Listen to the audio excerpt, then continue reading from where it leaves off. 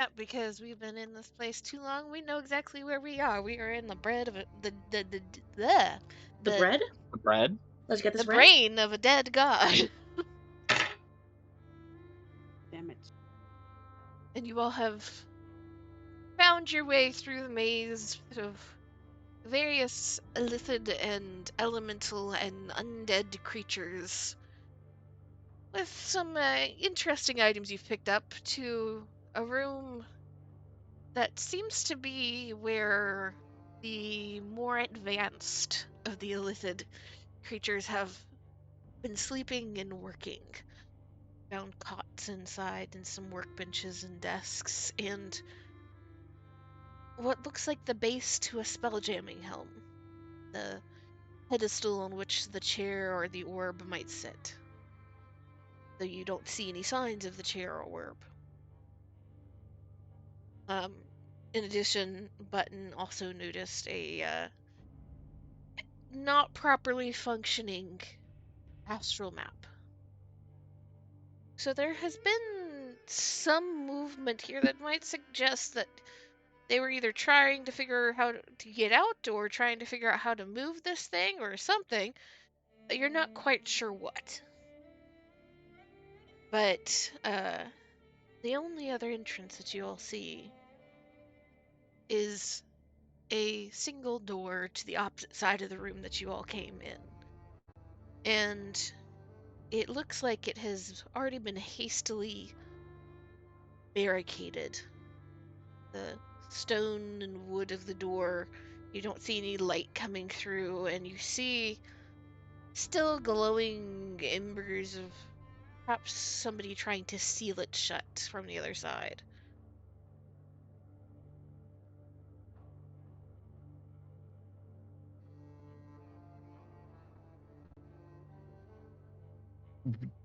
So, like, it's like someone's actively shutting the door. Or at least very recently was. Well,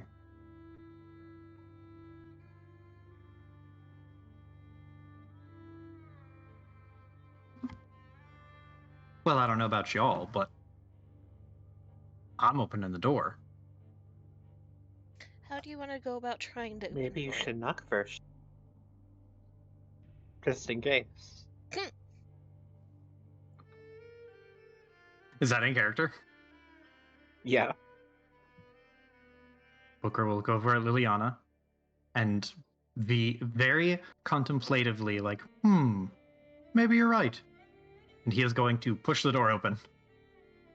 Again, it is barricaded and looks like it has been at least partially sealed. Like welded? Yeah. Oh shit, do I have... Thought I took a spell for this. No, I didn't. Damn it. I thought I took knock. Fuck. I don't think knock would work if it was barricaded. Possibly not. I would make you roll to see. Mm-hmm. Okay. But...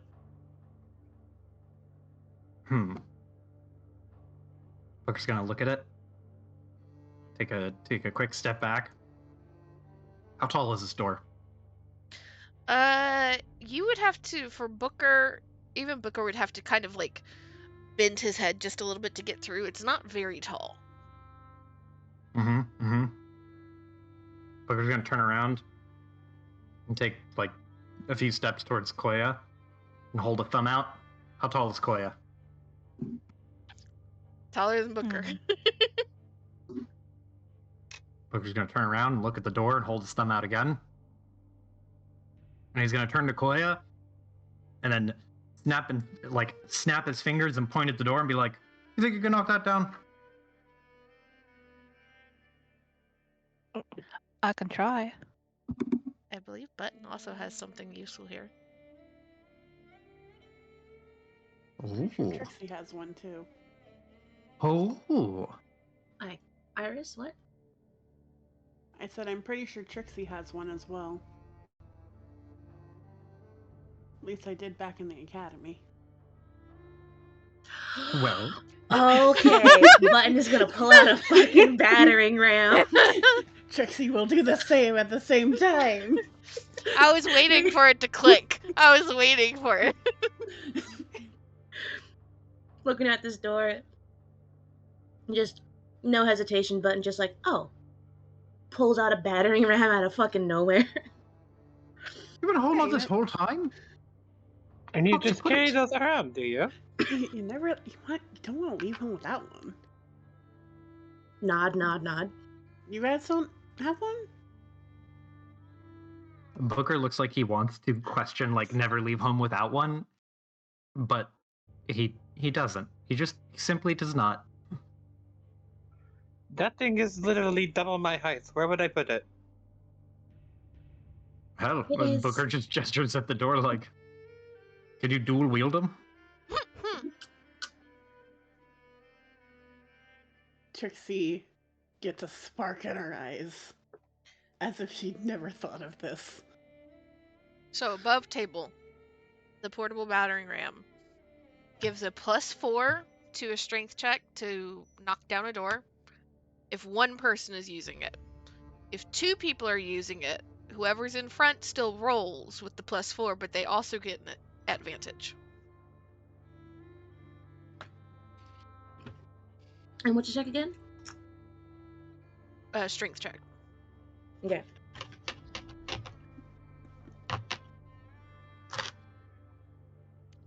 Could Which I think perhaps Koya persuade... is still the better one on the strength check, but help is always appreciated, I'm sure. Could we perhaps argue for an athletics check?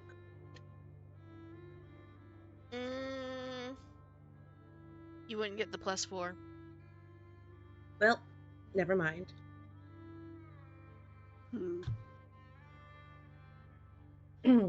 But yeah, I assume Koya's has the strengths, right? And Koya's like crossing their arms and trying to make their biceps like huge.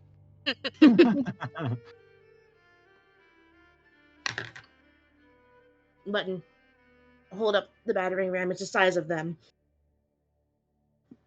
And present it to Koya.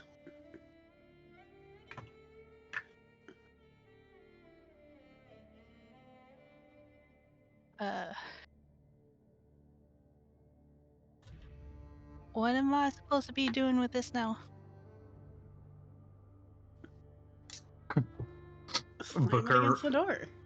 Booker will walk up to the door, pantomiming as though he were holding it, and he will rock backwards on one foot, bring it up parallel to his waist, and rock forward and bring it to the door. Koya will do just that.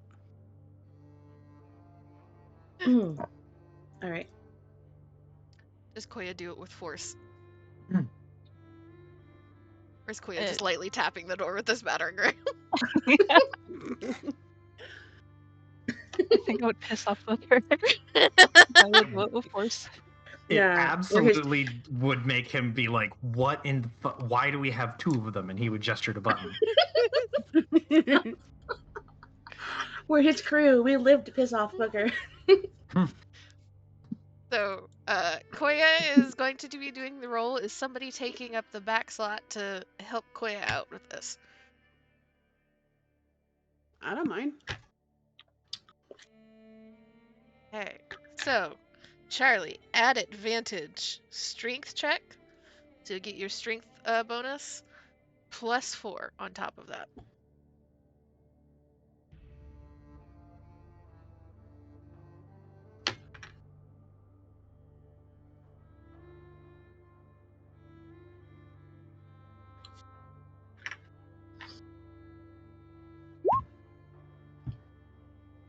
Oh, thank God for advantage. Woo! Okay. That will actually be a 21, I believe, in total.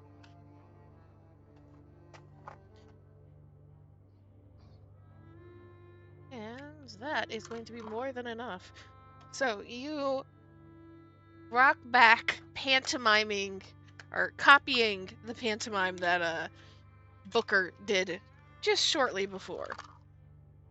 Rock back on one foot, Trixie, you're helping to kind of line it up and push off with your back foot as well as Koya sends this battering ram forward and through the center of this door. And you can see the very hasty little bit of welding and sealing that was on one side just kind of crack and snap. And the door kind of shudders and moves back a few inches, and there is a very clear hole in the center now. The door frame itself is not fully opened from the one strike, but it is more than able for you to actually open it should you want to. However, Koya, you would be up here.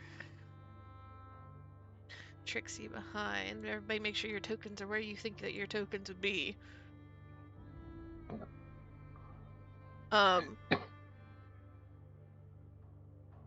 Koya, as you are pulling this battering ram back and kind of taking a look at the job that you have just managed to do on this door,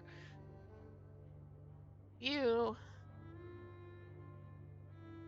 immediately hear the scratching and scurrying of something, and through the center hole of that door, you see two little claws on the edges, and you see. Need to open this again so I have this. A unpleasantly squishy, pale purple intellect devourer starting to try and scramble its way up Oh, into the hole. get his ass. Oh, okay. I guess I'm gonna try to catch it. Do you know what an intellect devourer is off the top of your head? Nope. Don't catch it. Please don't Brain catch dog. Brain dog? Tap says to catch it. It's Sticky a little brain brain dog. dogs. Yeah. it. Evil brain dog. No Yeah. trust. Yes, evil brain dog is correct. Stomp.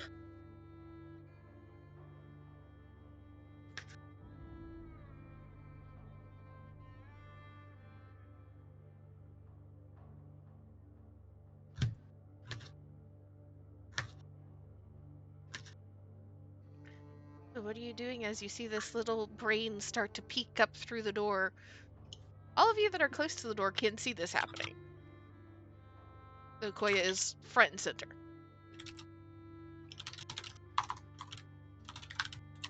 Well, if Joe was serious about Booker saying catch it, Koya will Yes. do. Booker will point and be like, "Stop that little bastard."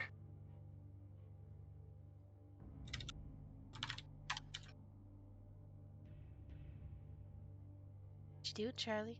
You grabbing it? You stabbing it? You Mhm. kicking it? I'm trying to grab it by its leg. Okay.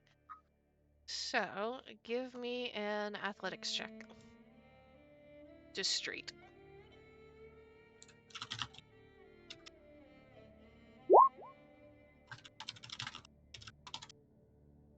Whew. Damn. Whew. I don't think it physically can compete with that. Goddamn right.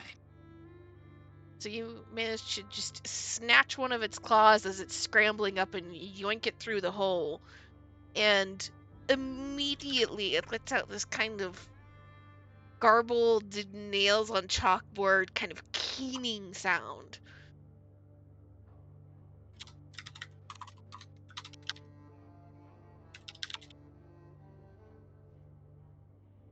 I don't want to ask, but I figure I should.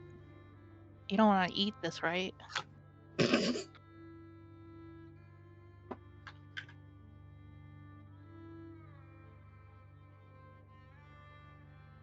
Booker, sorry, I was getting water. Booker glowers.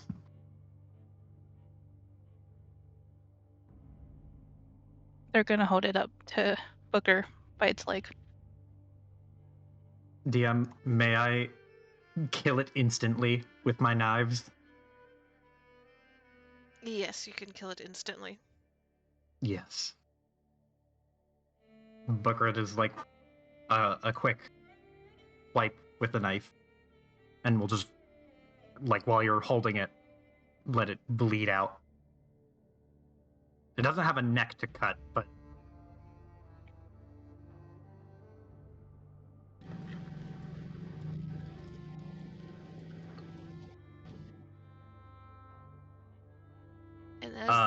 pieces fall to the floor.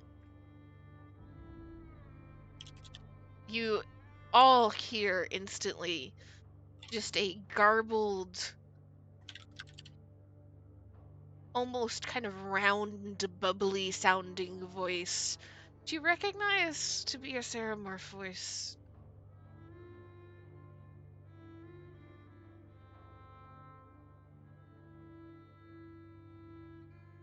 Mm.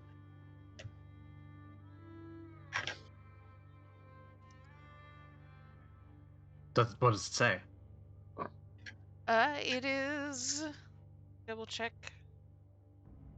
Booker. Technically, Trixie might kind of understand it, but Booker would be the only one that understands it fully. Hmm.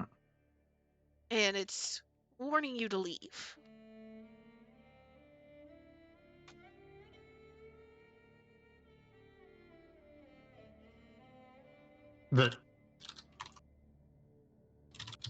Well, if it's a Ceramorph sounding creature,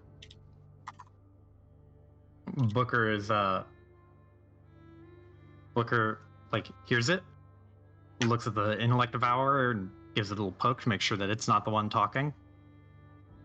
And he's going to spin his knife so it's spinning around in his hand and start to sneak, or not sneak, but slip right into this room here. If he can scooch past Koya. So you're opening the door? Yes. Okay, give me 2 seconds to roll all of this.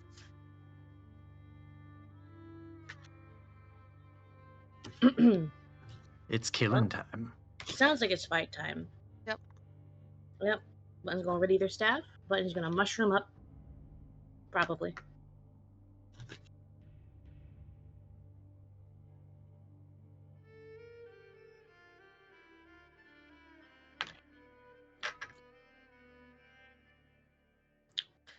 Okay, let me find all of my additions for this shit.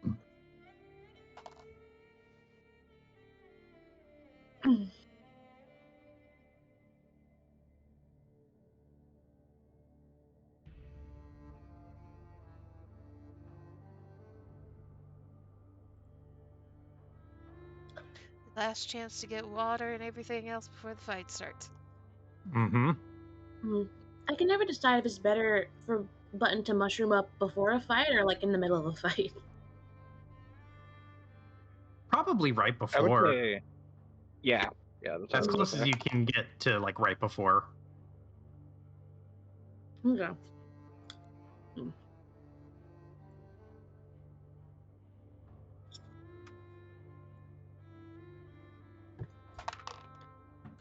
Ooh, no. Okay. I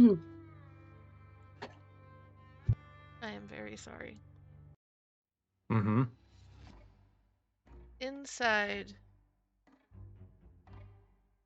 as the door swings open, those immediately in line of sight see a Ceramorph standing roughly in the middle of the room.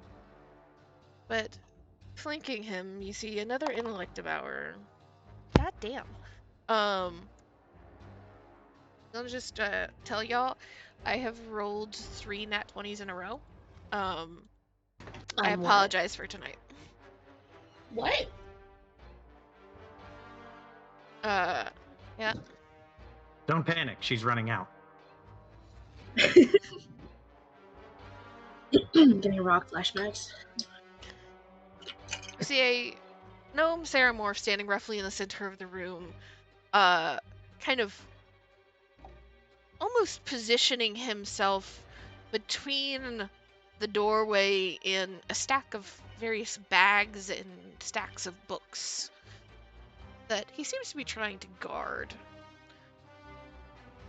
Booker, you will also see that Intellect Devourer coming up behind him, climbing over the bags.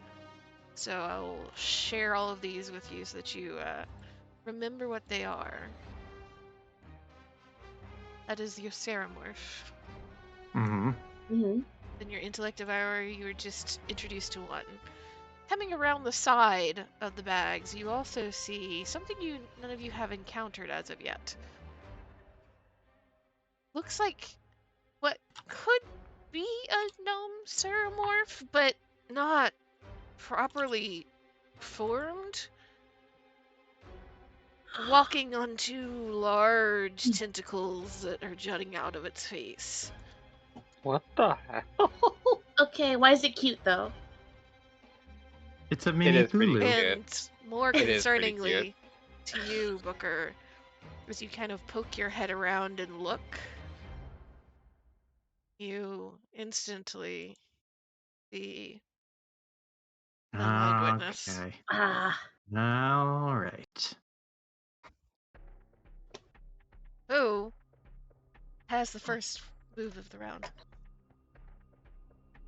Jesus. Everybody except for the Intellect Devourer goes before all of you. Jesus fucking Christ.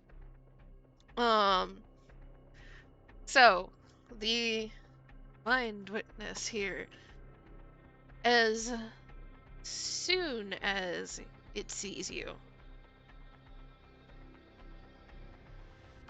it can't even do that. Roll me 3d6, Joe. 3d6. 8.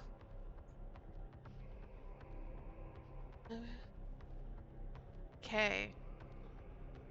Roll me a charisma save and a strength save.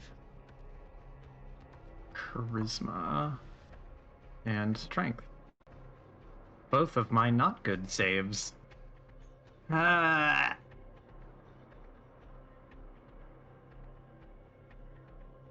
Charisma is a 14 and strength is a 5. So you pass the charisma. Mm-hmm.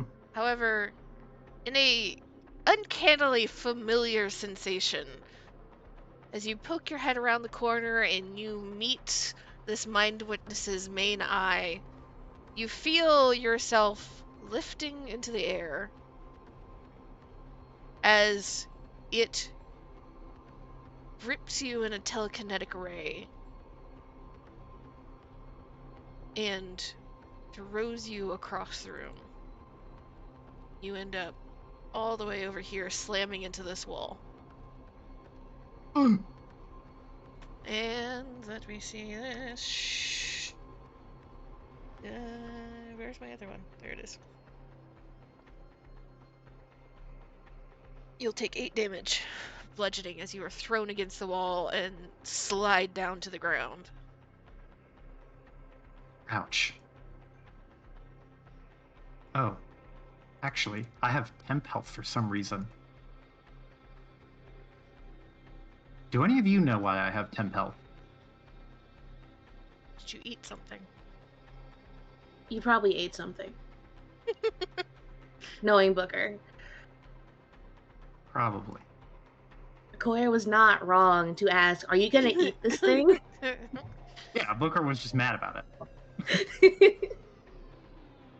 And as you are thrown across the room, the Ceramorph just takes a few steps to the side, looking at the door, seeing that there's more people on the other side, will raise a hand and double check distance on this. Should be fine. Yeah, Trixie and Koya. I need int saves. Well, it was nice knowing y'all. No! Aw. Yeah, that's. Oh boy. Oh god. Oh no, that's a narrow box. Oh my god! Oh my god. Head empty. I Same. Oh my god. I'm very concerned. He should Um, be. A single-minded witness almost kicked our asses. TPK. TPK. We're That's gonna what be I'm fine. saying here. We're gonna be Ooh. fine. Oh boy. It's not like this was a domination effect. It's an intellect devourer. Of course it is. Or you know what I mean. you guys are taking 15 damage off the bat for psychic damage Ooh. as it points a mind blast in your direction. It manages to hit both of you. Let's see if it gets it back. It does not get it back. Thank fuck. Oh, it's a mind blast, so it's just stun. Okay. How much is that? We're not going to do stun this time. I'm giving y'all a fighting chance, so I'm not stunning y'all. I won't say that I won't do some other shit to you. 15 damage. Thank you. You're gonna end well. And as it lowers its hand again and you both feel the lingering pain in the back of your head like a slowly spreading migraine, you see it reaching into its robes and pulling out something that looks like a gun. Let's see. Squiddling. I've not had a chance to look at your sheet in a long time. What do you have?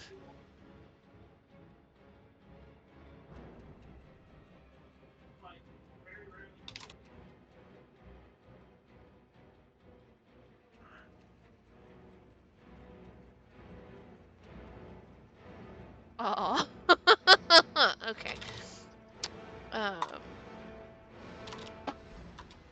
Your movement.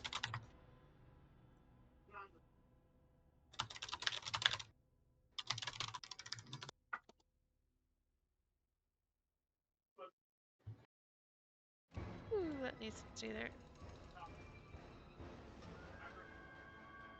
Song reminds me of Halloween. Squiddling is going to come over here. Going to immediately jump on Booker, still on the ground. And it is going to use an attack. You're not incapacitated as of yet. Good for you.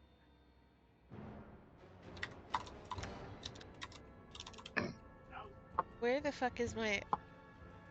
There it is. I hate when I have like multiple sets of dice and like certain like the D4 looks different. I can't find the D4 anymore.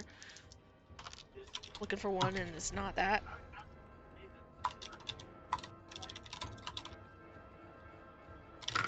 So, Booker, Mm-hmm. what is your current AC?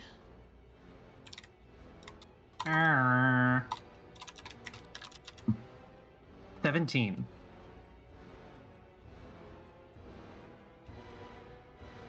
Ooh. Okay, so it just misses as it tries to wrap its tentacles around your arms, and you can see the gnashing of a kind of a beak underneath. You can tell exactly what it's trying to do, and you start to fight your way out of it, even as you're trying to struggle to get up. And it doesn't manage to hurt you. Button, it's your turn.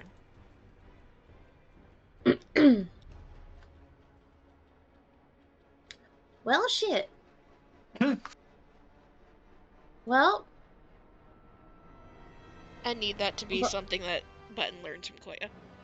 Button. Kill. Button can try to kill. I would love for you guys to teach Button swears. That'd be fun. Well, bonus action, Shillelagh.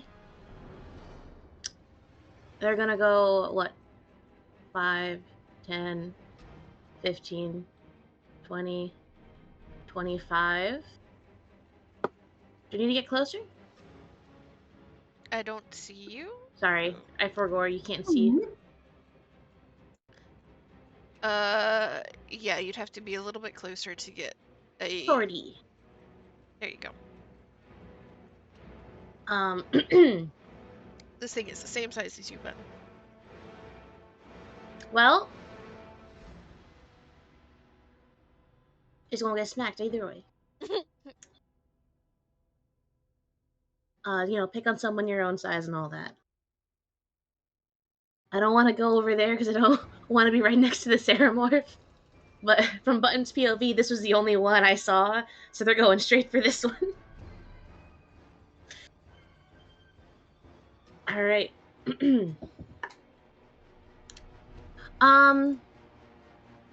Yeah, that's a miss. Unless a 10 will hit. Squidling. Got a Just 2. misses. Just Fuck. misses. You need an 11. Fuck. Do I get any bonuses from Booker, or? Considering Booker is on the ground right now, not Oh. this turn. Booker, why are you on the ground? It's not nap time. Jesus. He got his ass thrown across the room from psychic bullshit. He It is. sounds like a skill issue. Hey, at Oh. least it was thrown across the room and not thrown into a pit of tadpoles. Yeah, that's better. But yeah, no, that it. That's movement, action, bonus action. Booker, you're up. Okay. You have this little tentacle freak that's trying to grab onto you right now. Booker's just fighting him off, and then Booker is going to pull out one of his many knives, and I'm gonna see if this works. I'm gonna try a spell strike. I'm gonna hit this little fucker. Let's do I love cause it. fear. I'm gonna use my bonus action to spell strike cause fear onto my beast claw knuckles, and no, not the beast claw knuckles. Blood drinker, the dagger. He's going to do that, and then he's going to try and strike after he stands up. Booker's gonna stand up and then step in and try to fucking stab this with a cause fear knife. So here's hoping. Where's my dice? What was my bonus? Blood drinker? Pretty high. 21 to hit. That'll definitely hit. God bless. And that is a D4 1 plus 5, 6, 7 slashing damage. And cause fear. This little shitling has to make a save against cause fear, which, if I cast it, is a DC 14 wisdom save. Oh, okay. I don't like this cackling. No, it's actually good for y'all. So, just to give y'all a little bit of behind the scenes with this thing.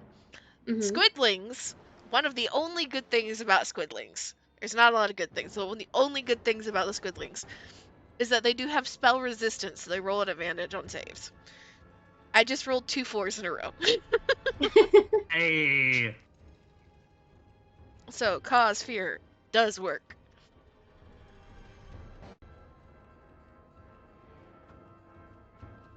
So it is frightened.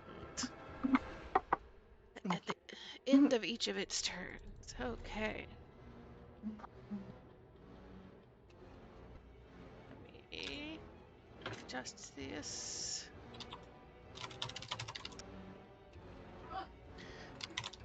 Is that your turn, Booker? I get my other attack. Booker's he's going mental with the knife, so he'll get another 2 attacks because of his dagger fighting style and his just other attack for being above level 5. I'm stabbing this stupid. Come here, you little shit squid. That's gonna be what is my? I can't even remember my bonus. 16 to hit. That'll hit. Nice. That is 9 slashing damage. And then last How one. do you want to do this? Yes! Booker, like, after this thing tries to brain suck him, he'll end it off and just pull out the dagger and just start cursing and stabbing and being vulgar. Just like, "You stupid cock gargling, brain sucking motherfucking," like, angry, aggressive. Just repeatedly stabbing it until it is no longer a problem. Then he'll toss it to the ground. And that's going to be the end of Booker's turn. Thought you still have one more attack and half your movement. Oh, Well, you're get right. him. I'm not used to Get him. being able to move that far. Booker's going to run over this corpse. And he's going to use his last attack on this little short stack. Like, The corpse? You mean the puddle? little shits. Yes! Yes! That's a natural 20. Nice. Let's fucking go. It's only one extra D4, but you know what? It's the D4s that really start to add up. 6 for 12 slashing damage. Okay. Well, that will hit. And I think I will use. I want to use the Blood Drinker ability, which is. Oh, whoops. Once a day, when you hit a target that has blood, I can spend a hit die and restore hit points. Restore that many hit points. Okay. This is a room full of creatures that do indeed have blood, so you can use that. Yes. Fuck it. I'm going for it. I'll restore 1d10 of health. That is. Is that a 6? That's a 9. That'll put me to full because I wasn't actually down that much. That's fine though. Every little bit helps, really. 1, 2, 3, 4, 5, 6. There we go. And that will be Booker's turn. Okay, it is now Intellect Devourer's turn. What do you see? Does you want to move? You have a lot of movement.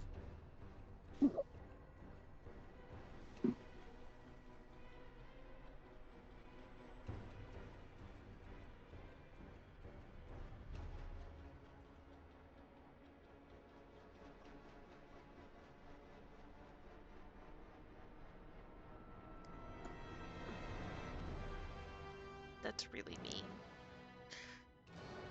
Well, you're the only one. You're the closest one, Booker. So you're getting targeted by another little fucker again. Come on, fucking try it. Int Fucking save. try it, you little shits. Int save? Yes. I'm supposed to be good at these. Yeah, 16? Okay, that's good. Thank God.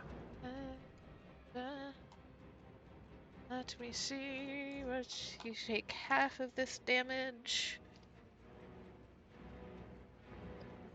Where is it?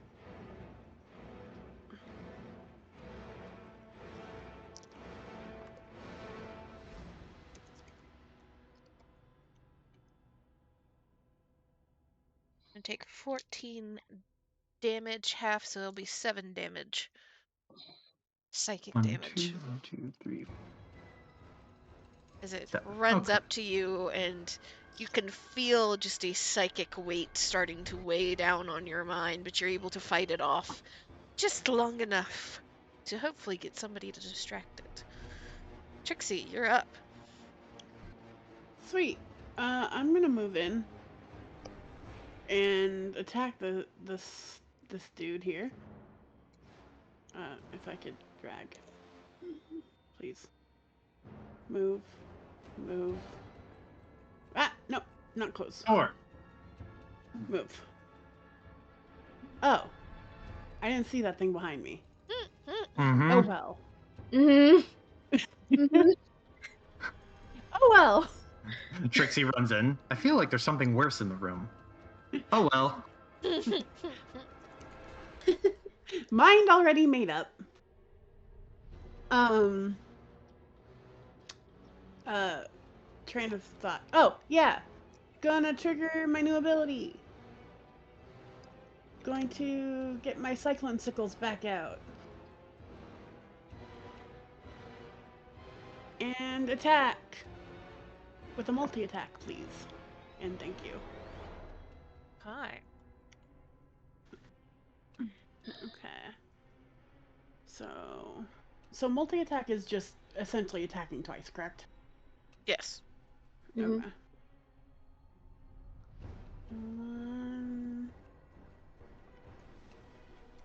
And it's advantage.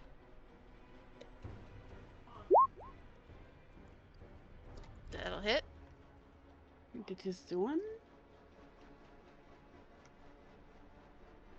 And that is the 2. Yeah. 1, 2, 3.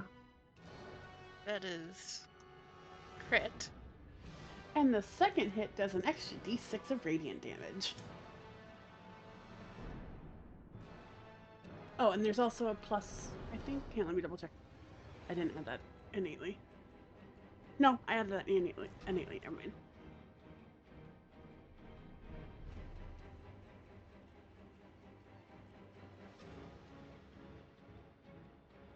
And bonus action? What do I have for bonus actions real quick?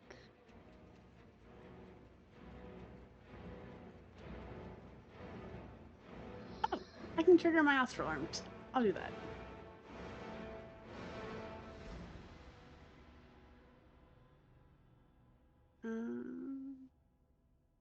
So when I trigger, each creature of my choice must make a dex save. DC 15.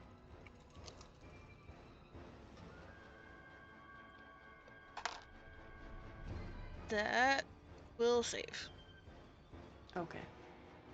Well, damn. It's the thought that counts. Do all 3 of them save? Are they all 3 in range? Yeah, they're all within 10 feet.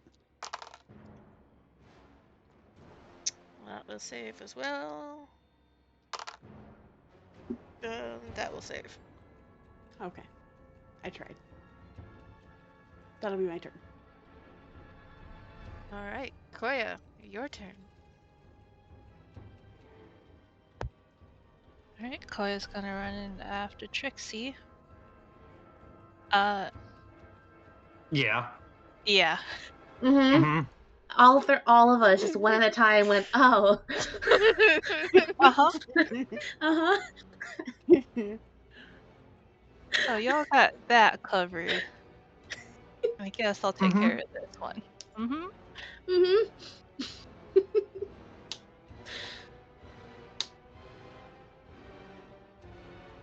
Hold.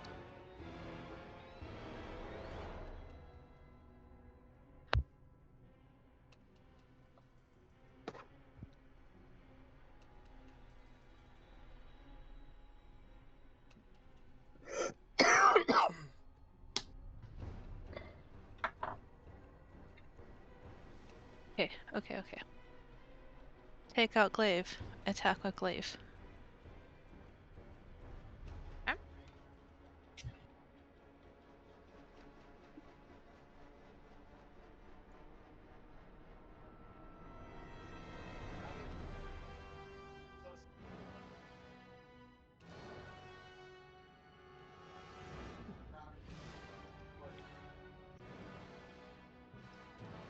Okay. Sorry. You're fine. Forgiven. Thanks, Captain.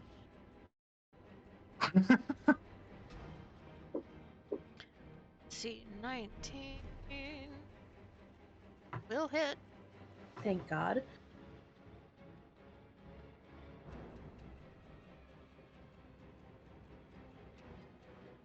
So that's 10 damage.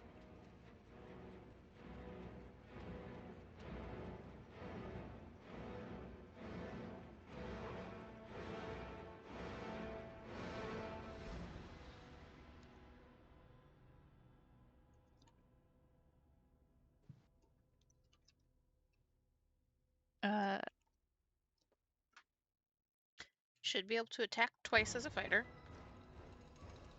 Yeah. Double checking that. Okay, so second attack. That will not hit, unfortunately. Oof. Okay.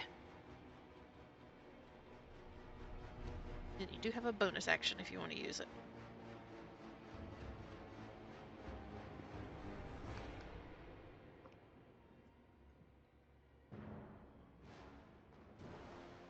No. Yeah. I'm good. That is my turn. Right. Koya starts tangling with the mind flayer. You are back a ways in this room, Lily. You just hear chaos sure am. immediately erupting. Let's see what's going on. 5, 10, 15, 20. So I see 2 baddies. 25. Yep. That thing's rather big, ain't it? Alright, let me get out my tool, my measuring stick.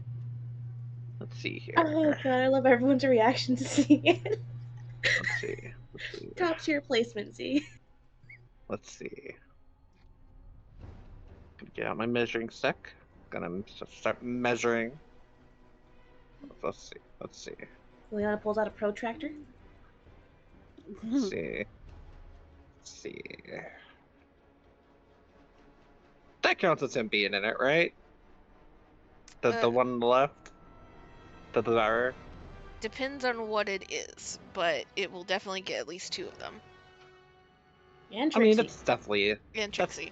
Well, Trixie's a monk, she'll be fine. Yeah. This looks like... This is a baddie, right? The mind flyer looking guy. I mean, I'm sure it is. I'm gonna There's ask 3 it of them. anyway. I only see 2.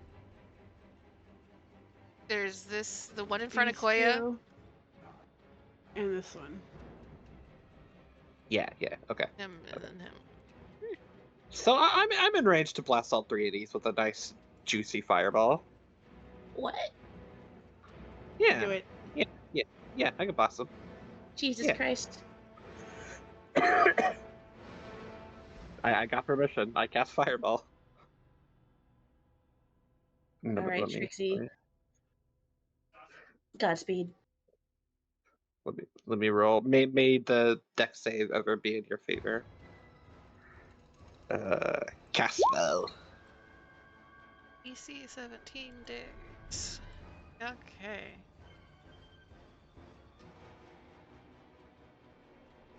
Let's see here.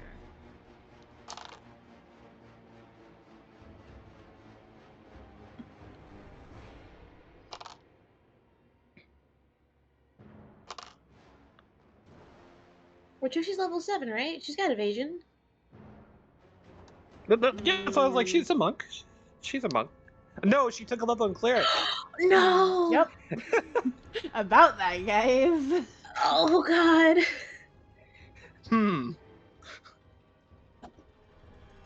It's okay. When you make Okay. make your deck save. Make your deck save.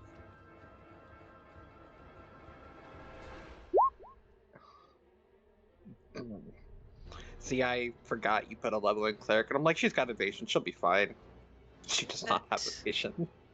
Does Okay, more hit damage to the enemy. the intellect devourer. It also hits the Ceramorph. However, the Mind Witness did succeed. That is half, and then let me check this. That is half.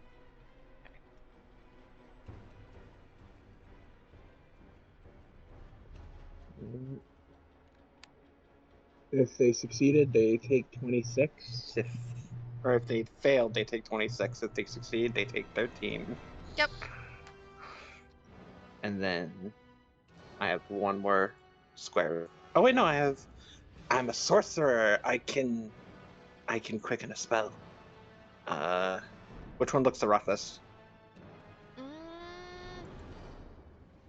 check. The intellect hour looks the worst. Alright.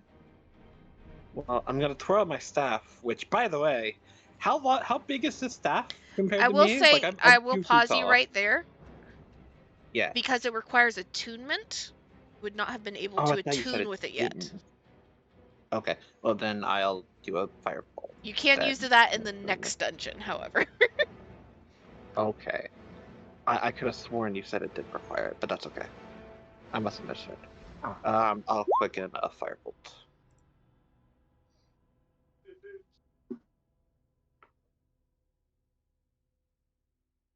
Is it just me, or is my like if you hover over the attack, it gives me like 1,000 zeros? Is it supposed to do that? Weird. Like I Wait, don't she think goes it's up at turning my. 17. Not reading it It's weird. correctly. Yeah. So that's Oh, look, I'm posting. 2d10? Is your 5th level? Yeah. Over 5th level? Yeah. Who are you aiming it at? The intellect devour?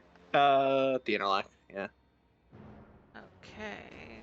That is 17 versus the AC. That will hit.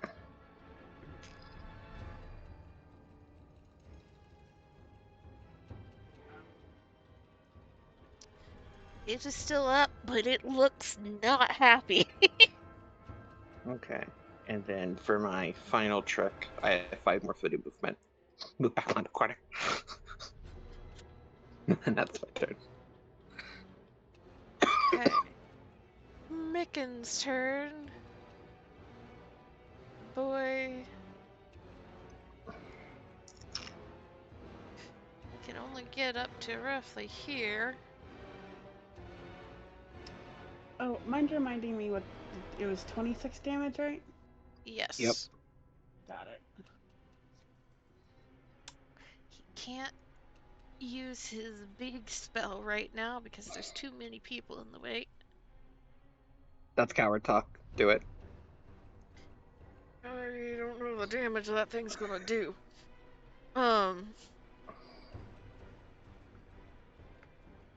However, let's see these.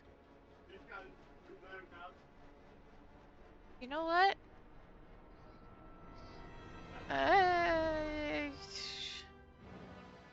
I'm gonna do this so that everybody can see what he's about to do. If it is 1 or 2, it's Button. If it's 3 or 4, it's Booker. If it's 5 or 6, it'll be Trixie. Hey, Button. How would you like an Hello. extra action every round? That'd be amazing.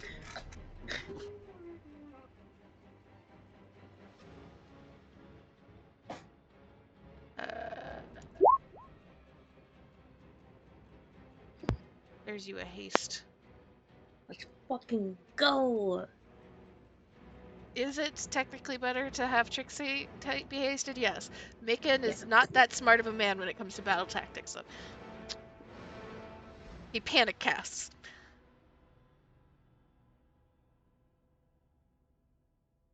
Haste.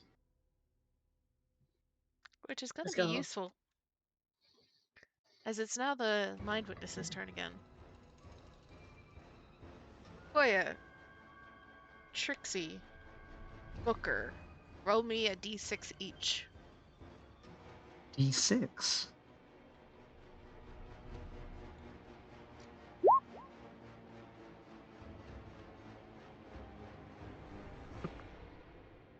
Three. So we do get different ones. Okay.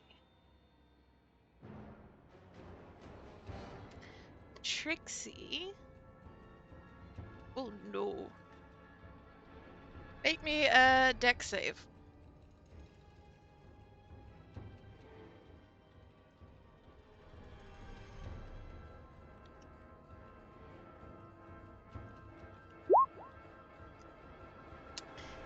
Yep. You are hit by its slowing ray. Your speed is halved for 1 minute. In addition, you can't take reactions. And you can take either an action or a bonus action, but not both. You just unmonked the monk. Yeah, I was just about to say that. Why'd you have to steal my? You can repeat this save at the end of each of your turns, but it's the end of your turn. Koya, make me a charisma save.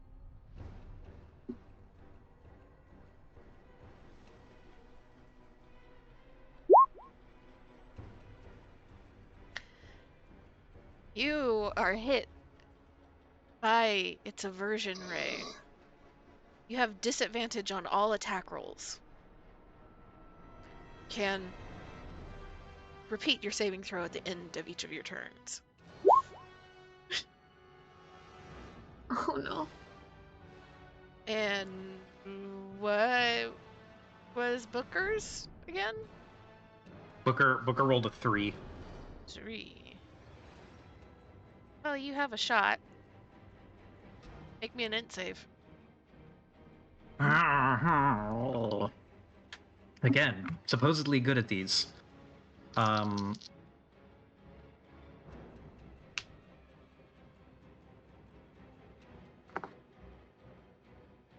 Yeah.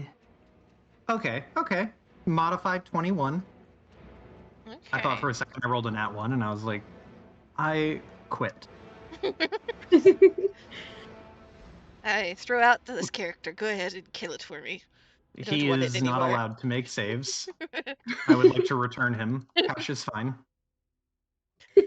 All right, so that will pass. You will take half of this damage, which is very good for you.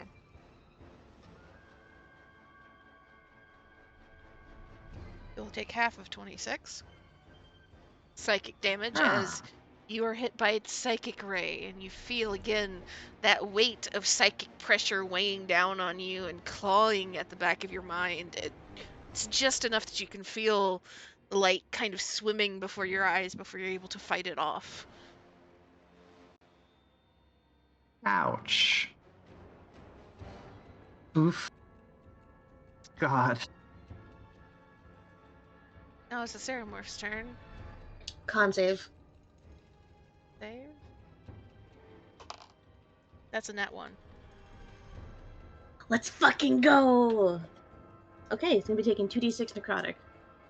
Ah. That's going to be 10 necrotic. 10 necrotic. Good.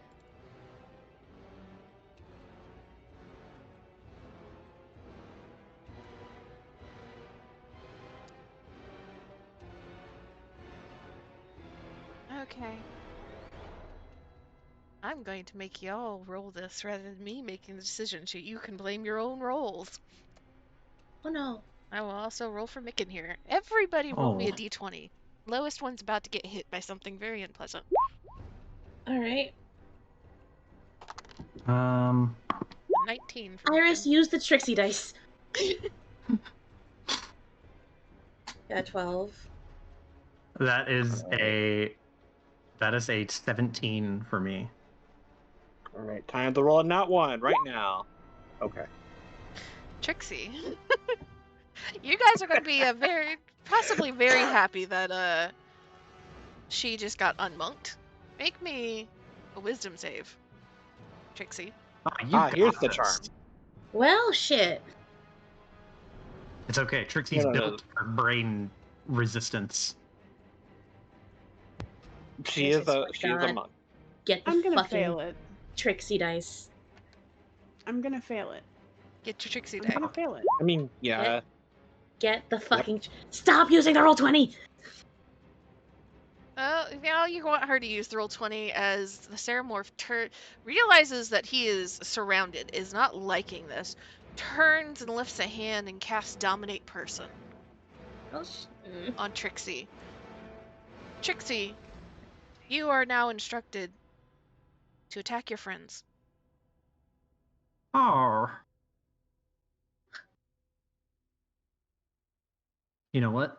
It could be Each worse. time that Trixie takes damage, she can re-roll the save. Takes damage, you say? It's a very, very good thing it was me that got hit. That's all I'm gonna say. Yes. Mhm. Yeah. I I'm was gonna okay with volunteer this. too, damn it. I'm fine with this. Yeah, it went from unfortunate that she was unmonked to very fortunate that she was unmonked. There's other reasonings too, but that is a very good thing too. I would not want to waste my resources on my friends. Button, it's your turn. Well, button is currently vibrating in place. They're going to fucking. They don't know that Trixie just got dominated. But they see this intellect devourer right here, and they're just gonna fucking zoom, push, boom, boom, teleports behind you. Nothing personal, kid. Do I get advantage? Is Booker? Yes, you would have advantage on this. That's a nat 20. Hey! You don't even have to roll damage. How would you like to do this? Alright. So, button just kind of tap, tap, tap, at light of fucking speed, darts over and just very, very quickly and very forcefully, staff just splat right from the top of the brain, swoosh into the ground. And they're hasting. You're going to step over here. Bonk again. No advantage because Trixie's dominated.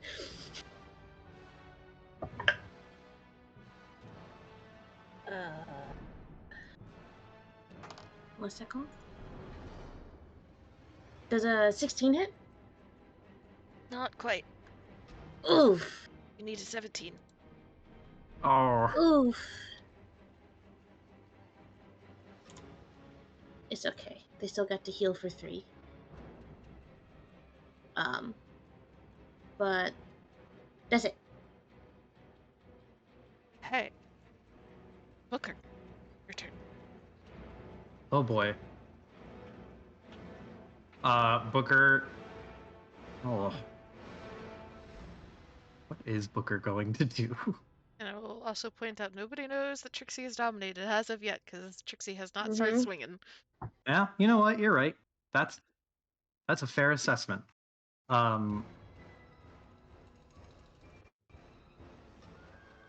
Booker, he's still got a problem right in front of him, so he's gonna deal with this. We're going into stab. With the same. I can't even remember the name of it. The same dagger. What is that? The Blood Drinker.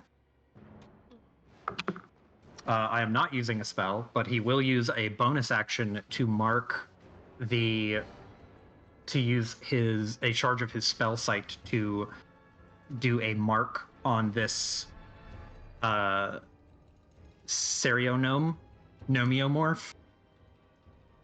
So he will use that to. Now he'll get slightly better saves or resistances to this thing.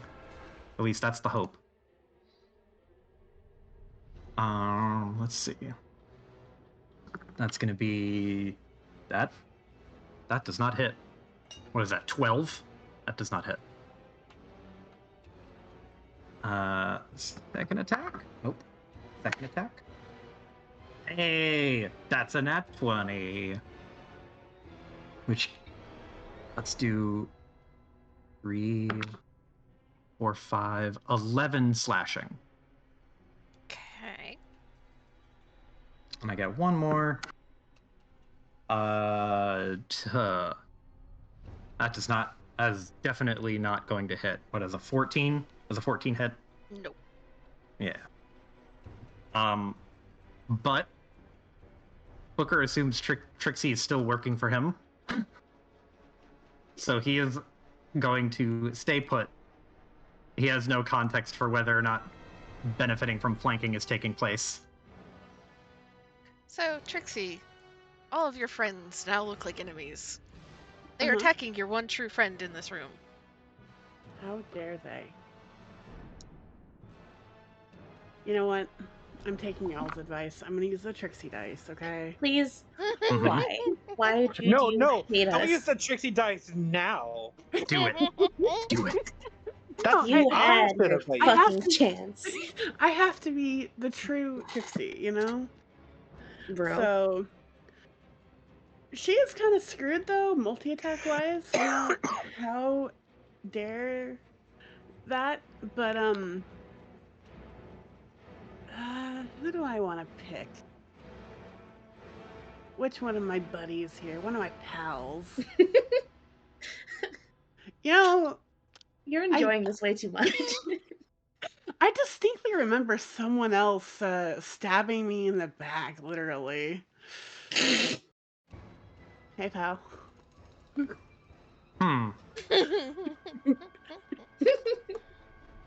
It's not multi-attack. What do you need multi-attack for? What's going on?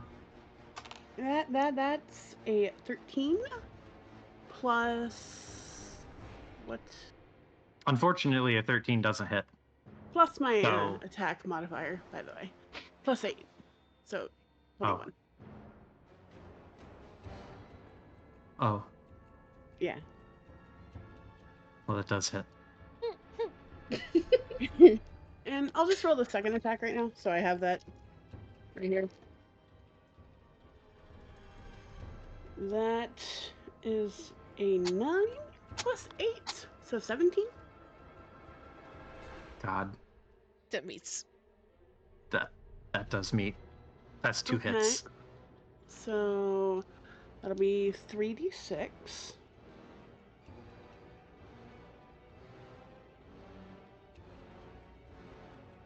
That's a 6.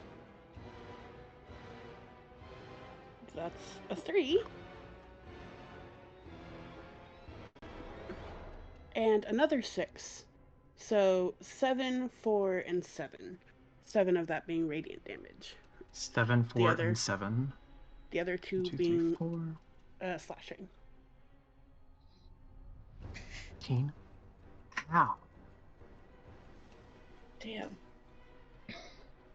Just fucking whop the shit out of Booker, and Booker's like, what the fuck are you doing? And as you turn to look at Trixie, you can see just the hint of a purple tinge in her eyes.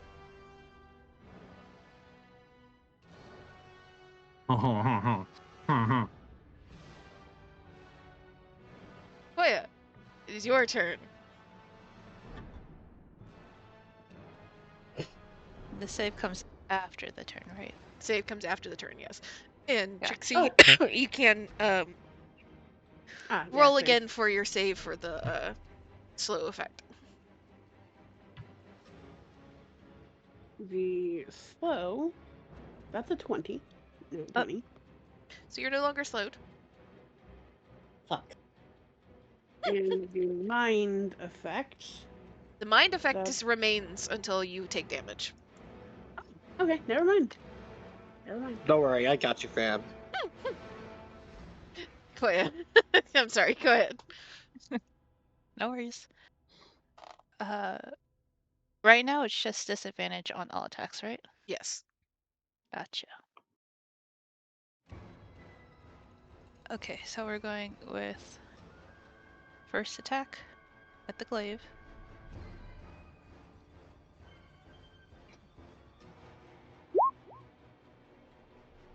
Not hit, unfortunately.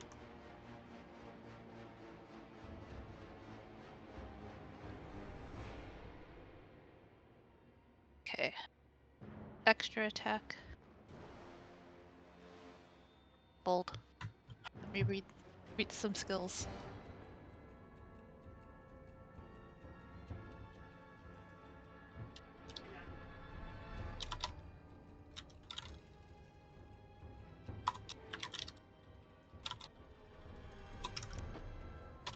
Okay, yes, extra attack. And that will not hit, unfortunately. Oof. Do you have a bonus action you would like to use?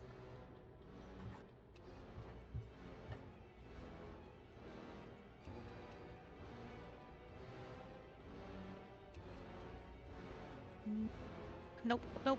That'll be it. Just you making would sure do that you're me, aware, like that you would have gotten back on your short rest, both your second win and your the other fucking thing that gives you an extra action. extra Oh, search. extra action? Oh, yes. Okay. Just making sure that you're aware you get those back on short rest. Yes, I'm waiting till I don't have disadvantage for those. Fair.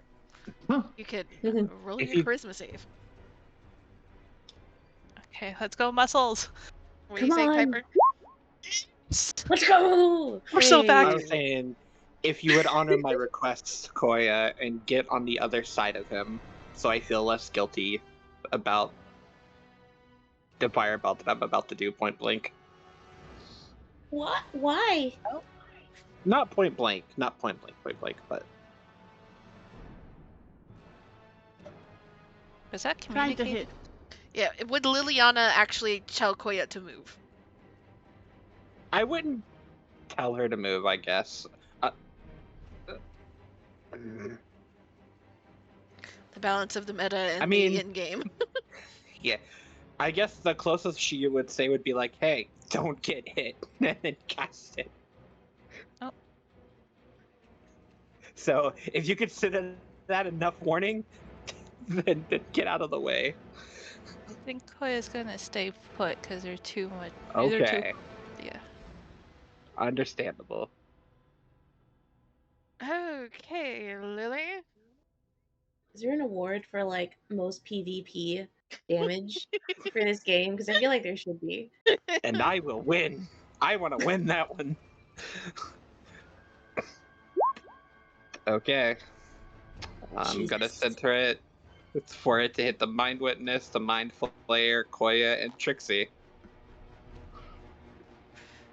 Oh boy. Draw that circle for me real fast so I can double check. Alright. Hang on. Where's my circle? Where's my magic circle? Actually, Wait, where'd it go? Yeah, I get it. what's the radius on that one again? It is a 30-foot radius. 30? Or is it? Wait, hang on. It's 20 foot. 20 foot. I'm sorry.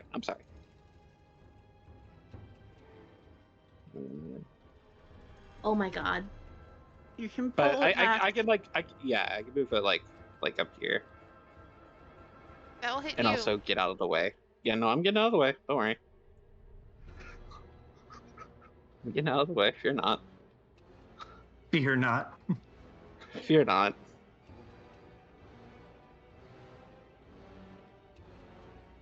Okay, hang on.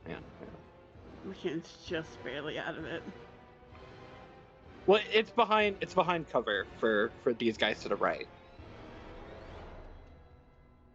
There we go. That'll do it.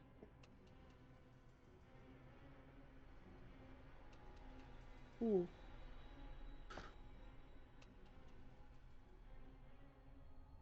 Yeah, that's good. Don't want you to move another little bit. Yeah. I'll move a little bit. Yeah. No, that's the map. That's not me. There we go. Okay. So, Koya, make a deck save. Trixie, make a deck save. What's over I have here? a question. Uh-huh. I can use my reactions, right? You broke the slow, so yes, you do have reaction. Okay. So Koya will be taking full damage. Mind Okay. Witness passes. Ceramorph passes. That's a 10.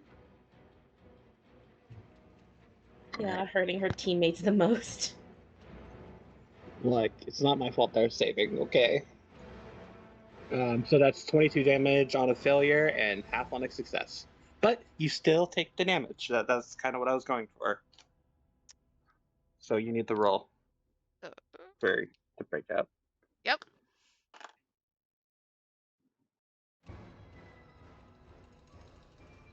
So, question. Hmm? Does me going down break the spell or no? Technically, it would, I believe.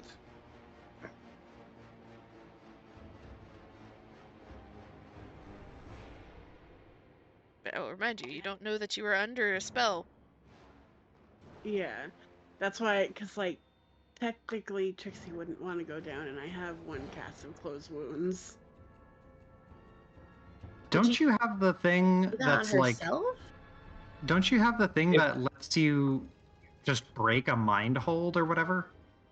No. In addition That I to know that, of. the close wounds reaction is to taking the damage. So technically, you would go down before you could Yeah. cast that. Okay. Okay. Mm-hmm. Yeah, I don't see anything for breaking mind control. I think that's something later on, maybe? Monstrosity. Wisdom. I have advantage on insight.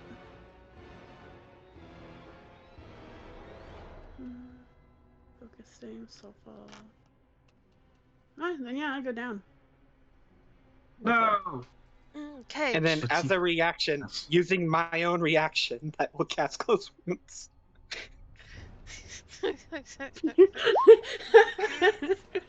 I give death, I give life. Jesus. Granted, it's the minimum amount of life, but it is life. Is that plus my modifier as well to the close wounds? Or is it just the... I want to say it's just the roll. Okay. So, you're up with 1 HP. Oh, okay. It's sorry, I did 24 not roll plus higher. your spellcasting ability modifier. Okay. 5. Okay, so you're up at... Yeah. You're up with 5 HP. Her wings are singed. And then Ow. the others take half the damage on a success. And then... Wait, I took damage, right? Do I take damage from that? From the No. fireball? It No. was Okay. positioned in such a way that it only got Trixie and Koya out of the party. Gotcha. Okay. Gonna step back, and now it's my turn. Okay. Well, Micken kind of took a little shuffle back when all of a sudden there was fire in his face, but he luckily did not take damage because of the wall. Very clearly seeing everybody is concerned about something over there, he's going to take a step out. You see him take a little step back and step forward and kind of run over near you. And as he is doing that, will turn and cast over his shoulder using his last big one.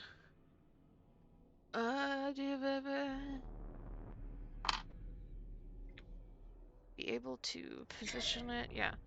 So it's only gonna hit the mind witness, unfortunately, but it also doesn't do damage to anybody else here.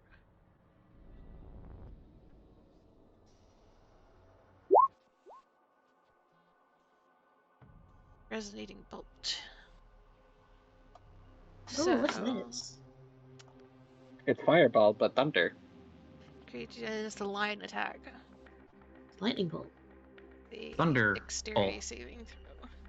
Micken use Thunderbolt. Again? That 2. Okay.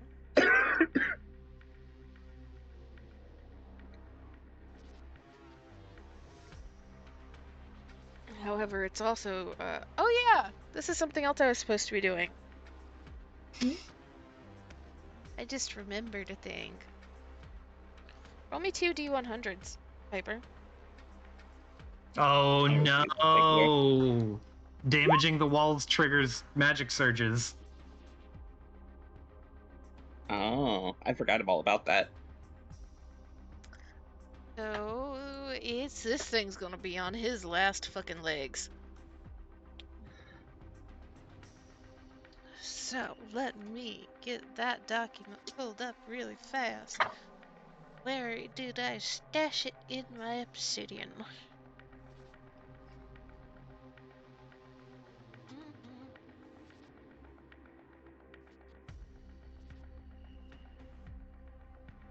Because Micken is also going to be causing a surge by hitting the wall.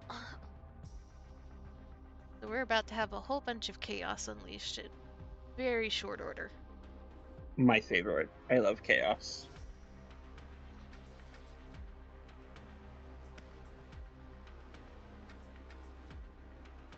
Is it in this filter?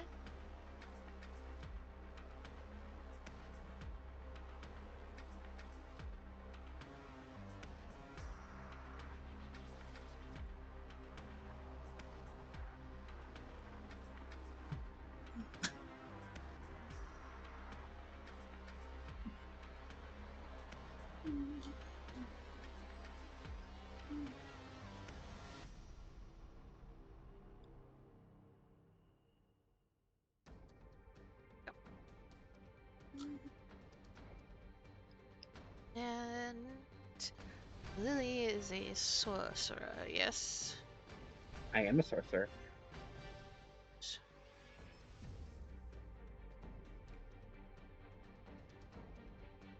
Let us see her. 77 and 97.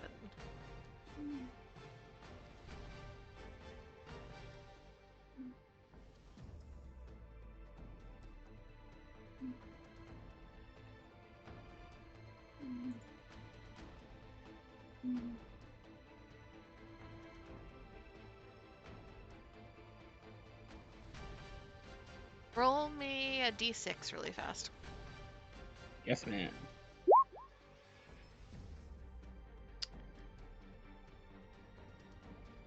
Okay, so as the first firebolt or fireball hits,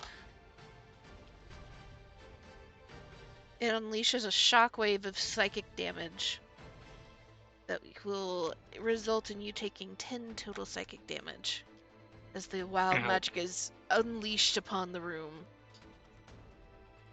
And then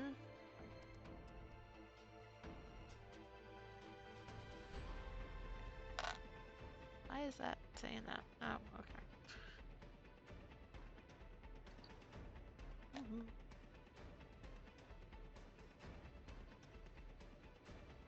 Where's 7 on you?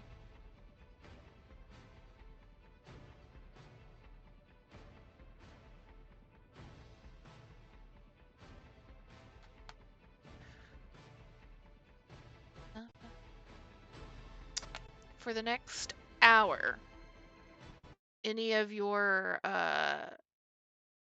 specialty sorcerer things cost to use the same number of sorcery points as the spell slot you are using. So what you're saying is, if I was to use a cantrip, it would cost nothing? No, it still costs standard for the cantrip. But for 1 and 2, you can potentially do something cheaper for a level 1. Okay. But higher up is going to cost more. Yeah, that's fine. That's fine. And then Micken has to roll a d100. I don't want to roll these dice, so I'm just going to use this. Micken, dude, what are we going to do here? As you have nearly taken this thing out, but not quite. 28. Oh, no. Oh, Micken. It would seem that Micken has rolled the "you turn inside out" curse. Does Micken turn into a potted plant? You just see tendrils of magic immediately reach up and wrap around Micken, and he is currently under the effects of a hold person spell. Oh no. Oh, That could be a lot bummer. worse. It still It really sucks, could but be. it could be worse. What's the duration on it? Until whatever was being targeted dies. Okay, Oh. that's not the worst. That's not the worst. It's on its last legs anyway, like Zoo was saying. So this isn't too bad. However, that also means he can't run as it becomes this thing's turn. And it is not happy. It has been hurt very badly. Let's just see here. People keep bothering it. Let's see. Koya, Micken, and Lily will be rolling a d6 each. Question: can it see me, seeing I'm 2 feet tall and behind Micken? It does have the ability to sense intelligent creatures, so yes. Okay, fair. I thought I'd try for it. Just a d6, you said? Yes. Okay. Well, Koya, make me a dex save.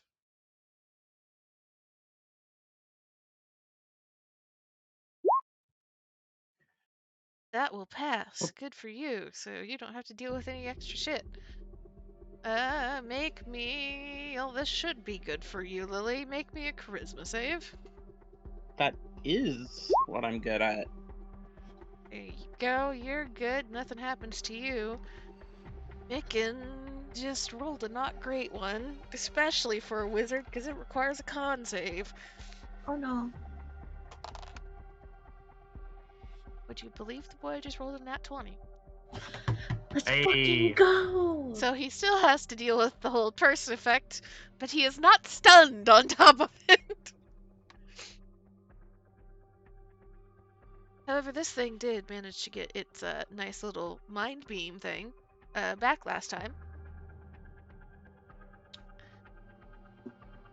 So, let me see here.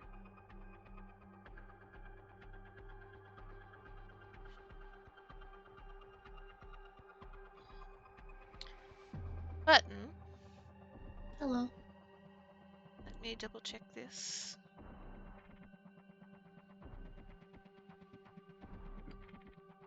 Why the fuck does that not written down there?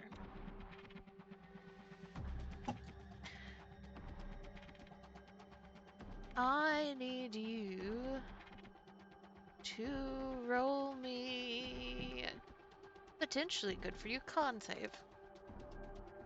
A con save. Mm-hmm.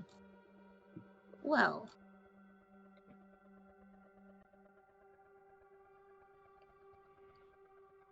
Well, it's a good thing that way back, Liliana gifted Button a cloak.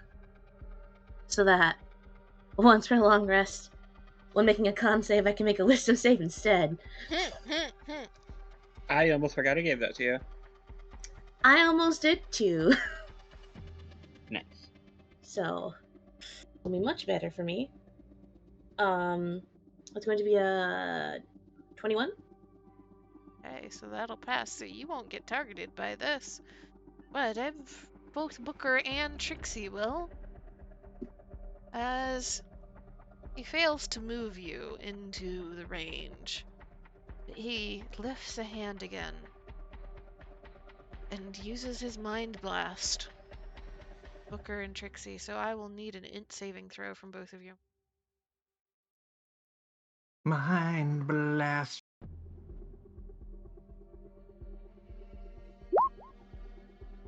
Yes, yes. Yes. Yes. 1.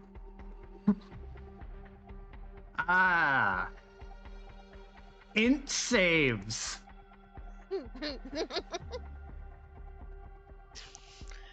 I don't know what you have been cursed with, my friend. Booker Okay. was not intended to pass saves. He was built to suffer under every failed save effect. So, Trixie will be taking half damage because you just met the save. Booker will be taking full damage of 20. 20 for Booker, 10 for Trixie. Back down you go, Trixie. KO. No. Let me see. He Is gets it Booker back. still up?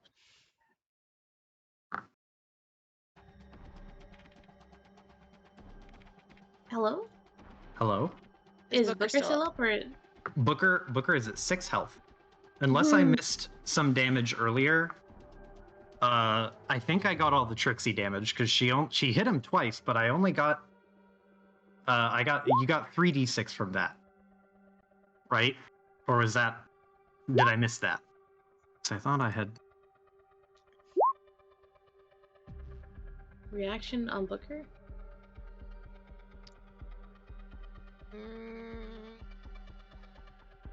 You're technically being hit at the exact same time, so if you go down, I don't think you would be able to do the reaction.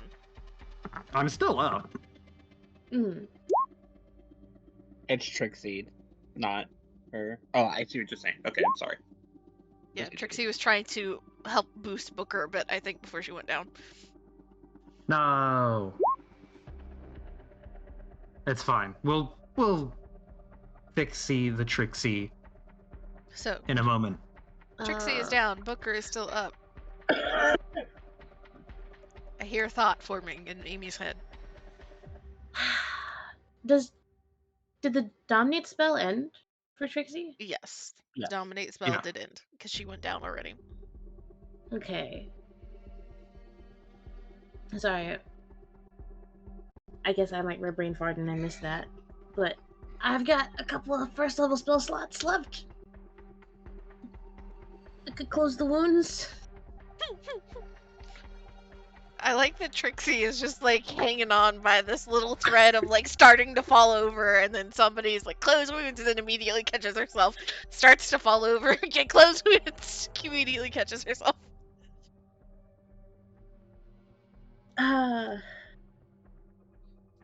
Do a. Trixie on that dance, that little thin line between life and death. It's gonna be a 8 HP for Trixie. Trixie, you're back up again.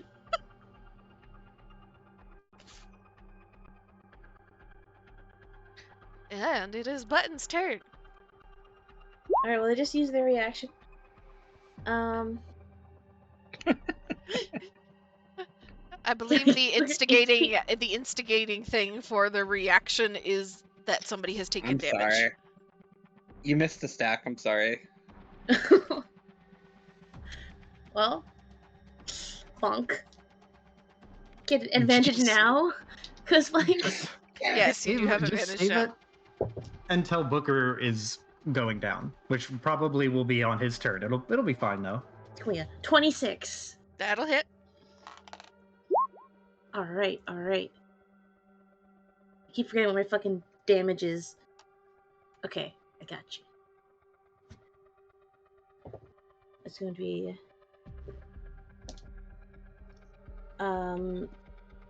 It's going to be 16 for the first hit. Okay. Is it still up? Barely, yes. No can do. Attack again. Nat 20. Hey, That will definitely take it down. That should play round to do. How would you like to do this? This one. I'd like. This thing is gnome sized, right? Yes. Okay, You're cool. looking this thing in the eye. Looking this thing in the eye. Well, it's a good thing Button can just baseball bat swing with staff to the side of the head. Usually they can only reach the kneecaps. There's a nice little crunch as you baseball bat swing this thing, and it immediately goes down. Alright. Button. Zoom. Next target. End of turn. I have triggered my trap card. Oh no. Alright. Lair action. The only layer action as the Ceramorph goes down and the Mind Witness is still up. There's a specific requirement that was needed for this. What? Being flanked? No, for it to be the last thing here. Ah, okay. Roll me. We're gonna start from the top of what I see on the screen, button. Roll me a d6. 1. Okay. Koya, roll me a d6. D6.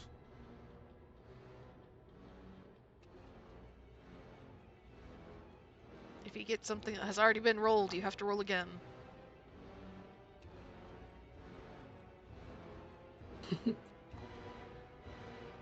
Charlie!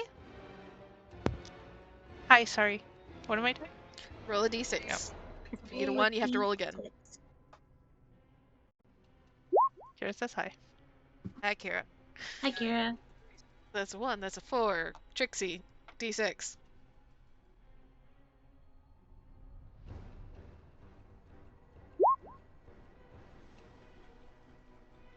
Okay.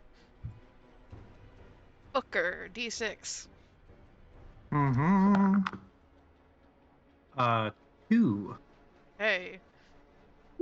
Lily. Roll until you either get a... Yep, okay. Nope. The 1 was done by button. Mm-hmm. Yeah. So, we're looking for a 3 or a 5. 3. 5 is for Micken. Okay. Choose your fate. Yep. Starting at the top. 1 for button. Give me a charisma save. That's great. So I just rolled another nat 20 somehow, and that's gonna be a 19 total. You're good. Jesus Christ, Button's on fire today. Koya, dex save.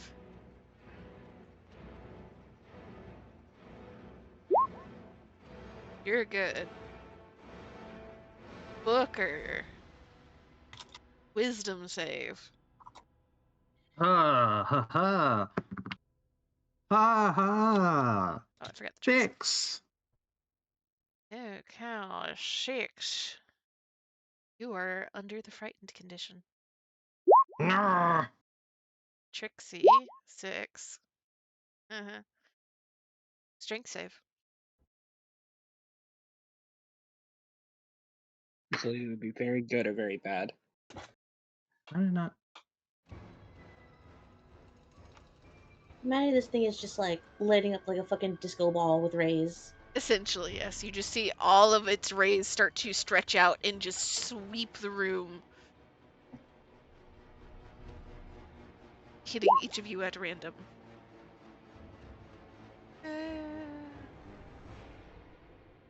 30 feet of you. Some saving 3. And the creature advantage on the save. Roll your wisdom again, Booker.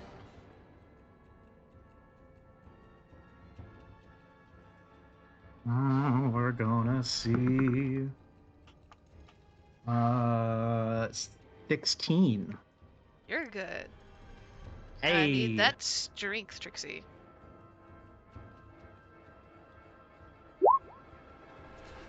It's That's always a Booker. fail.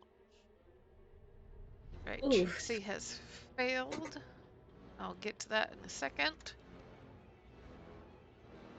Lily has a 3. Int save. Con, I assume? Oh, int. Okay. That's markedly worse. 6. You are also going to get hit. And then that leaves. What is it? 4, 4, no, 5. 5. Oh, this poor boy keeps making con saves. Oh.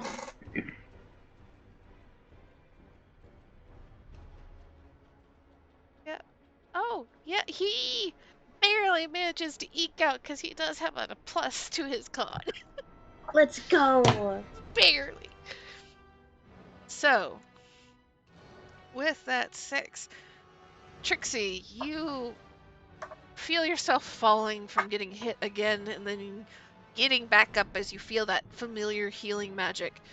and then suddenly you just feel yourself go weightless, as it almost as like something has wrapped around you and is gripping you, and you go flying across the room as you are tossed into the far wall, Yeet. pretty much. Question, DM. Hmm. Would that count as the wall getting attacked?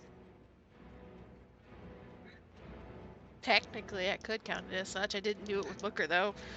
If I did, Booker would also have to roll. I want the monster to roll and get it bad. I don't want us to get it bad. I want him to roll. I want to roll. I like rolling random. Make Booker roll.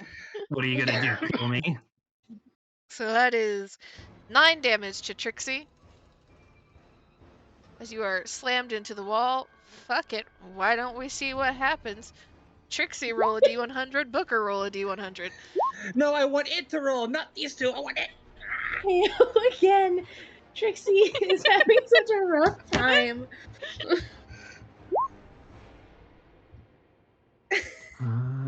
15.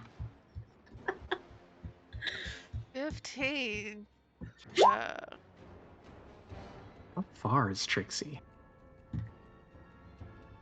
Well, that wouldn't have 40 affected feet. you anyway. For the duration rest of this fight, if you want to cast a spell, you have to spend 15 feet of movement. Oh. Trixie. Let's see, which one are you feeling more lucky with, your monk or your paladin, Trixie?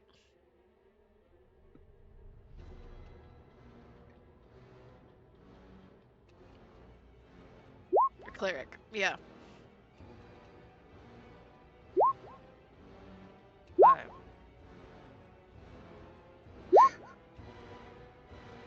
Clartic.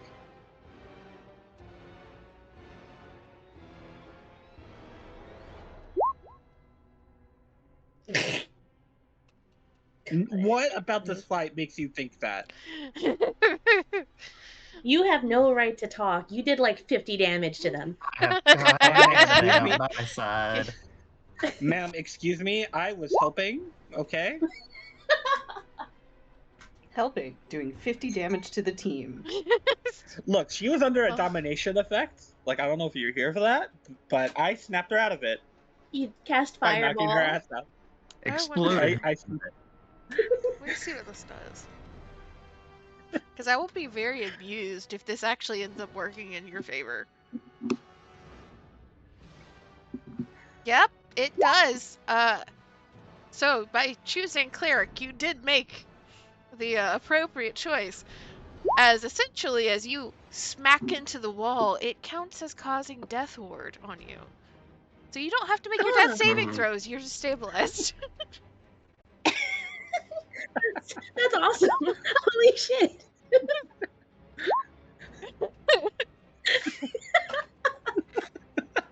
Jesus Christ.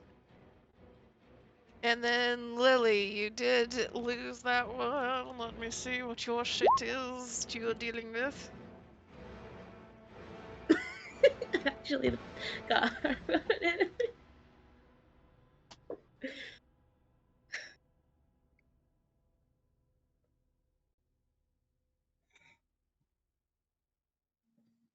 You're taking 35 psychic damage, Lily.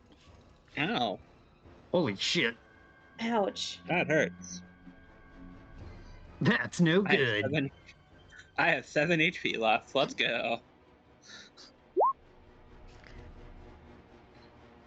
Alright. That's the end of its turn as it throws its tantrum and starts flinging around all of the rays at everybody and everything that it can possibly reach. Booker, it's your turn. You now have this negative of you have to spend 15 feet of movement if you want to cast a spell, but you can also just stab. Exactly. Or I can. I have a question. I have another thing I think I can do. This Ceramorph, the Ceramorph at Booker's feet had one of the Ceramorph ray guns, didn't it? Yes. Can Booker reach down and grab it? Yes. Perfect. Booker's gonna reach down, grab that ray gun. Can I use. I don't. So I picked up that ray gun. Can I draw the ray gun that I already have in my pocket, and have 2 ray guns? Okay. I want to wield both ray guns and then point them at this fucking mind witness and be like, eat shit, and then just start shooting it with both ray guns. Okay. I do not believe you have proficiency in firearms of any sort. No. Okay, so it would just be plus your dex with no additional bonuses. This is fine with me. But you can make attacks as if wielding dual-handed. So essentially 2 attacks. That is going to be an 18 on the first one. That'll hit. And hey, a natural 20 on the second one. How you want to do this? Yes! It's exactly what I said. Booker scoops up the gun on the floor, scoops up or pulls the gun out of his pouch or of one of his side bags, and will point both guns at the mind witness and just be like, "Fuck you!" And he's just going to open up just every possible round. I don't know if it has to reload with the magazine or whatever. He's just gonna fucking shoot until it is deflated on the ground. Pew, pew, pew, pew, pew. Just pepper this mind witness with holes as it falls to the ground, and you shoot an extra couple times for good measure. But it would seem everything that was trying to kill you is now dead.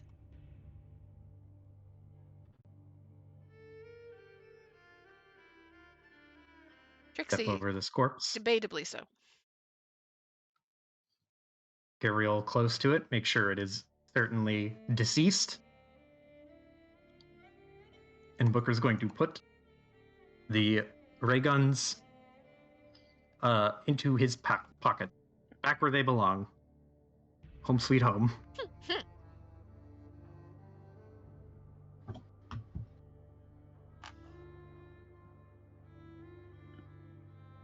And you just see Micken being released from these tendrils of magic, and just gasping and shaking his head. I would like to go back to the ship now. I would like to go back to the ship. I'm done. Booker looks over to Micken and then looks down at the big thing, and he is going to pull out his butchering knife, and he's going to get to chopping. Allow me to assist you, friend. Well, the button heals Trixie. Mm-hmm. Okay, let us see here. I imagine that they're in exactly that fucking Family Guy pose. Yes, I will accept this. So I have a thing right now where if I'm interacting with spell slots with sorcery points, then it costs that amount, right? Yes. In that case, I'm going to convert sorcery points to spell slots. You guys are about to get your long rest. So. Okay. Good You just thought, had to but take not that away right from now. me. So, let's see here. Liliana is helping the Booker. Yes. So, Mind Witness, that is going to be Arcana at advantage. Yes. Thank God for advantage. What is my bonus? Arcana 17, 23. Okay. Let me find the M's on this list. 20. Okay. Roll me first off 2d4. Yeah. 3 and 3. 2d4 again. 2, 1. So you get 2 more Mind Witness tentacles. They can be crafted Perfect. into a dagger worth 300 gold, or a short sword worth 300 gold. I think you already have a Mind Witness tentacle. I have 4 now.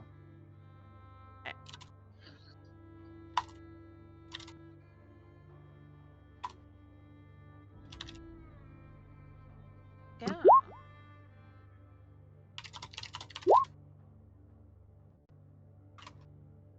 Booker, like, after he cuts off some of the... Yeah, I imagine this is probably the least clean job he does. He just walks over and then grabs some of the eye stalks and tentacles and just yanks and cuts them off at the base and then looks at Koya and he just goes, "Oh, you good?" Looks at Lily. "You good?" I could use a nap. What about you? You can use a nap too. Booker wipes some blood from his nose and from the corner of his mouth and he just goes, "Yup."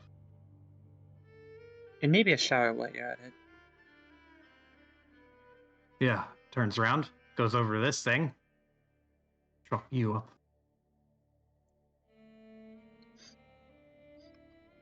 You have advantage on it as well, because I am helping you.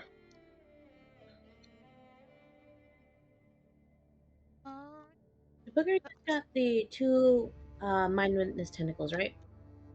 Yes. Yes. Okay. Let me make sure I wasn't missing anything. Another Arcana roll. That's gonna be 14, a 20. Modified 20, not a natural 20.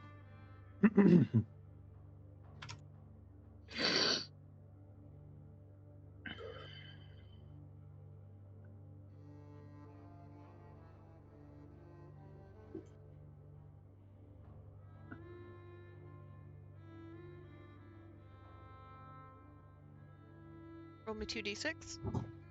2d6. 3 and 4.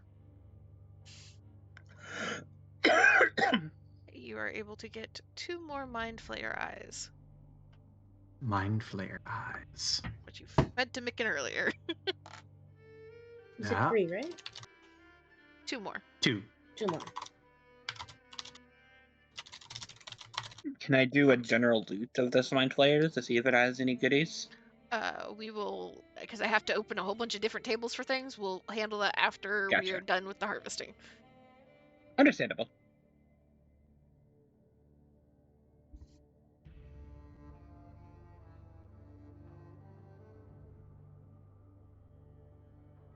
Okay.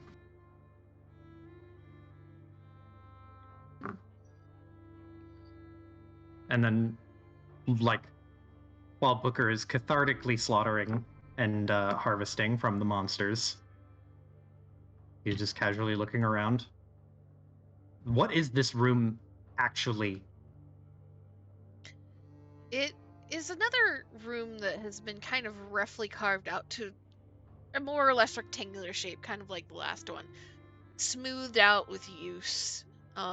You see some old remnants in the corners that seem to be just ancient barrels and boxes and such that have just withered and rotted away with time, where there's not really much of them left. And again, in the center, you do see where all the jewels are scattered on the floor, a pile of various bags, kind of canvas bags, and a couple of stacks of books that are kind of haphazardly thrown together.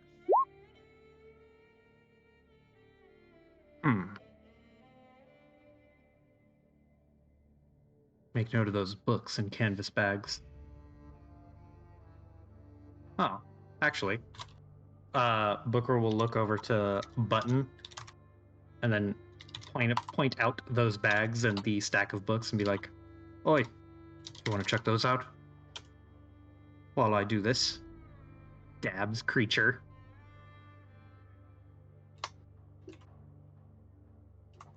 Button will give one solid nod.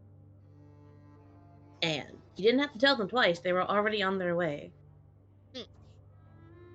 Alright. Intellect Devourer. Give me a D4 and D6. D4 and a D6. Actually, Arcana, just because I'm assuming you're also going to want to go to the Squidling, right? Yes. 2 Arcanas Yes. first. Uh-huh. 1 and 2. That's a... What is my bonus? I keep forgetting my bonus. 6? That's a 25 on the first one. And a 13... 256, 17... math. 23 on the second one. All my luck comes out in saves and attack rolls. Or in attacks and skill checks, not saves. Okay. So... Give me a D4. Oh. 4. You get 5 Intellect Devourer brain chunks. Yes. Which is Brain. that super sense for intelligence creatures that you had before. Oh, yeah, let's fucking go. 10 minutes. Creatures within 300 feet that have an intelligence of 3 or higher. And then roll me another D4.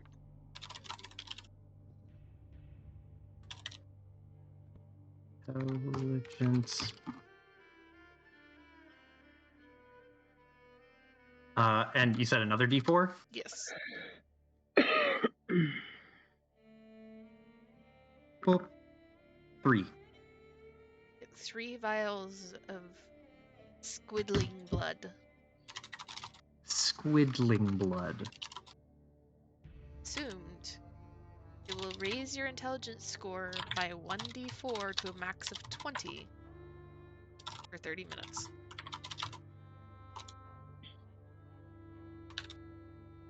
Ooh.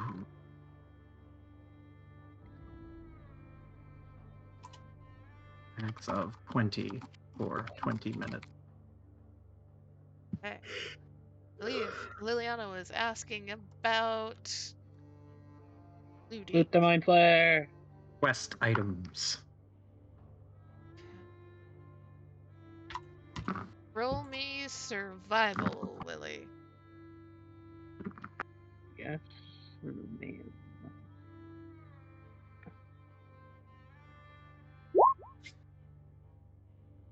Alright. Kidding. So Booker has already grabbed the laser pistol.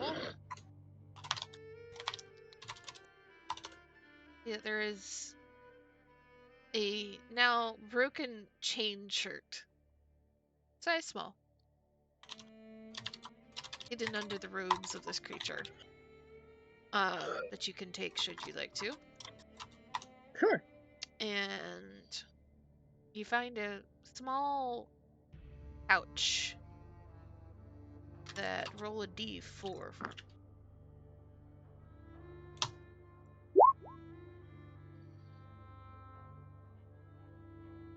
Has 2 dark purple compacted, almost berry-looking things. That kind of, as you like lift it and inspect it and you catch just a very faint whiff of it, you realize, being a plant yourself, that these are poison in some form or fashion. You can spend time trying to figure out, or have somebody else try to figure out for you if you would like. Sure. Let me see. So that's what you find on the Ceramorph.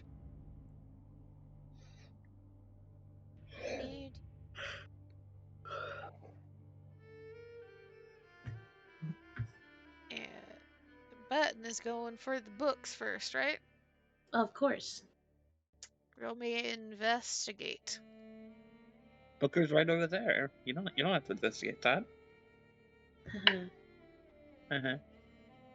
Going to be a 19. 2d1.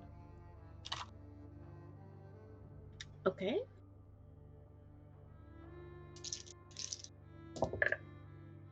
I got a 26 and a 22. 2.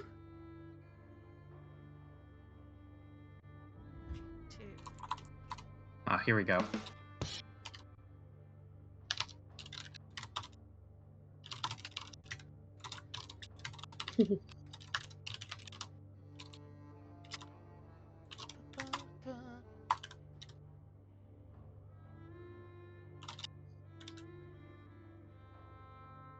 Find in the pile of books as you're kind of digging through.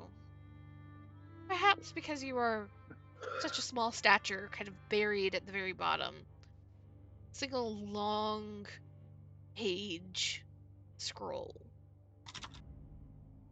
When you pick it up and kind of unfurl it, you realize it's made of something very old, almost papyrus in texture, and has the end caps that would suggest it at one point was in a golden case. However, the case is no longer there. And it is simply entitled Dreams. Looks to be in Elvish, predominantly, though some of the script seems to suggest some other language that you can't quite place.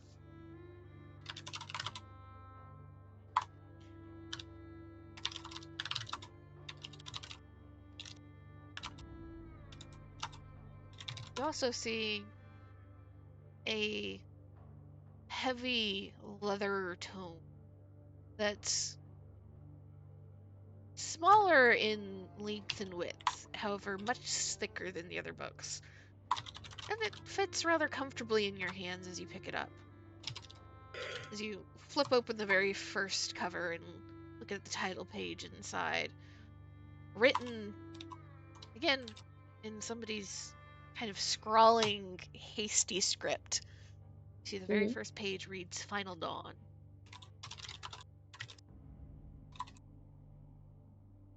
And this is to be written in Infernal.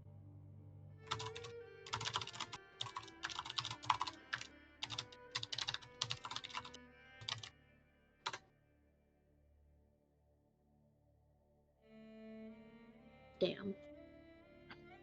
Damn, I wish we had an infernal person. Fucking. I don't think Button can read any of these. Nope. And anybody that's going to be going through the stack of bags, roll me a D100. Okay. I like rolling through bags.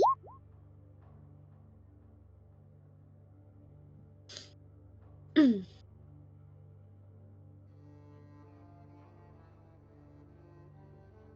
Lily the only one that's going to be digging through the bags? Well, I Is figured Button... if... Sorry. No, you had. I figured Button was too preoccupied so they couldn't. Unless they can. Yeah, sure. Let's go. Somebody's like chasing you out of the room. Got a 65.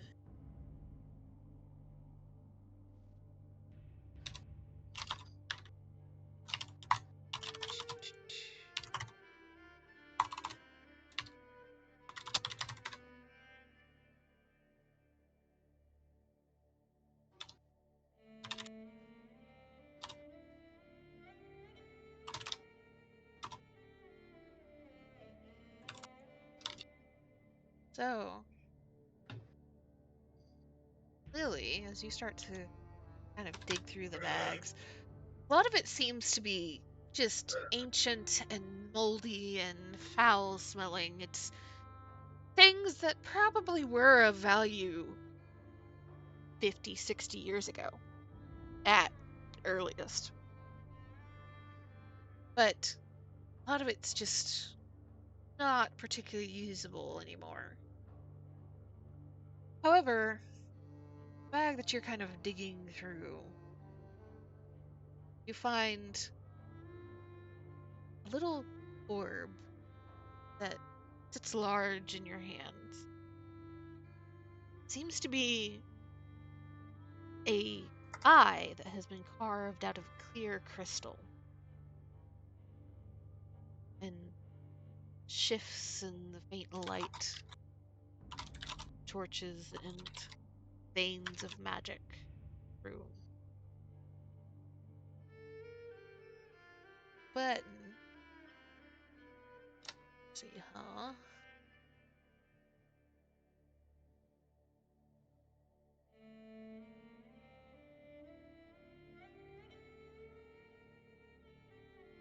How appropriate for Button. um, Seems like something that Button would only Button would be interested in. You find a little tiny cloth sack that, when you open it, seems to be a rock collection. Yo? And each rock that you pick up and look at has a tiny little golden string tied around it with a label. You realize that these are rocks from different planets, and the majority of these planets you've never even heard of.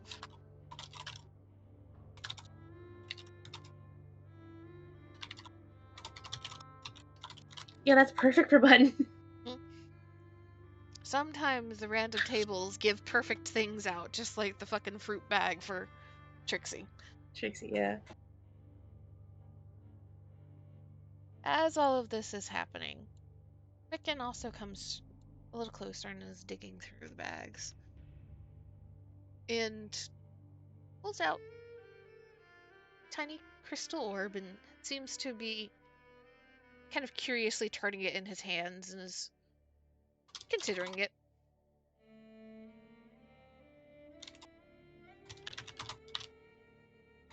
Is anybody else going through the books or the bags?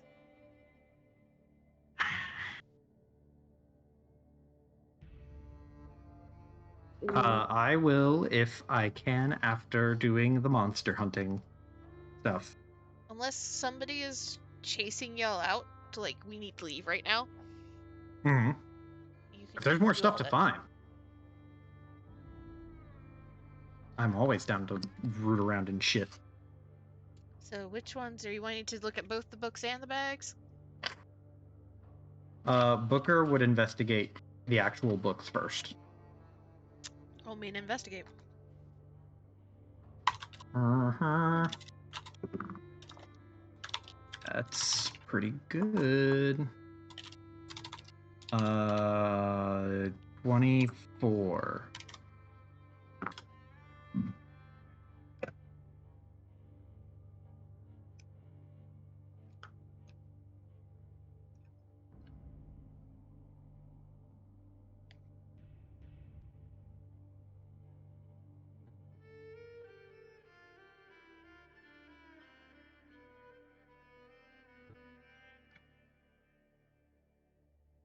So you'll find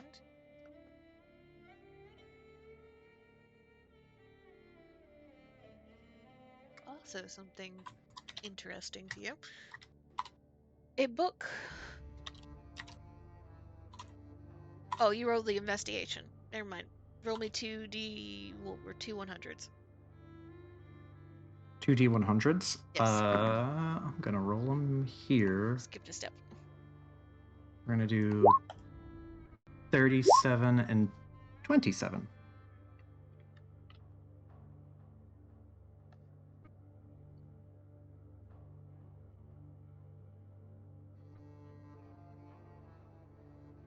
You you find first a book that seems to be a little newer than some of the others, certainly newer than the two that Button has picked up, and is hard covered with a blue navy colored cover.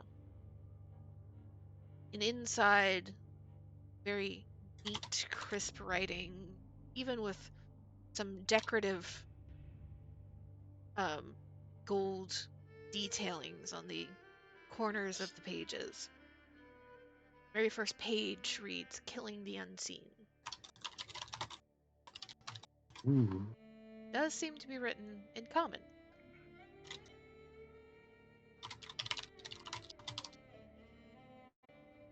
And then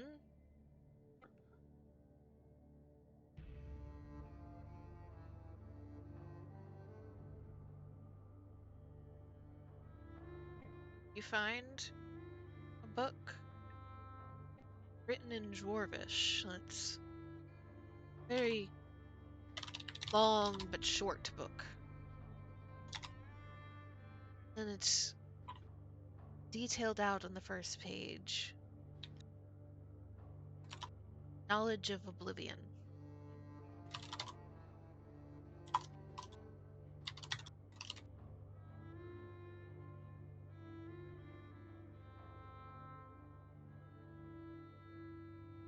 Fucking cool title.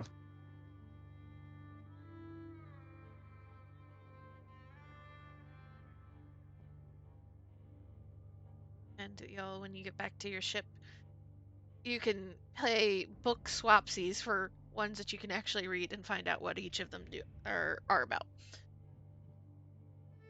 And if you're also looking through the bags, roll me another D100. Gimme. 35.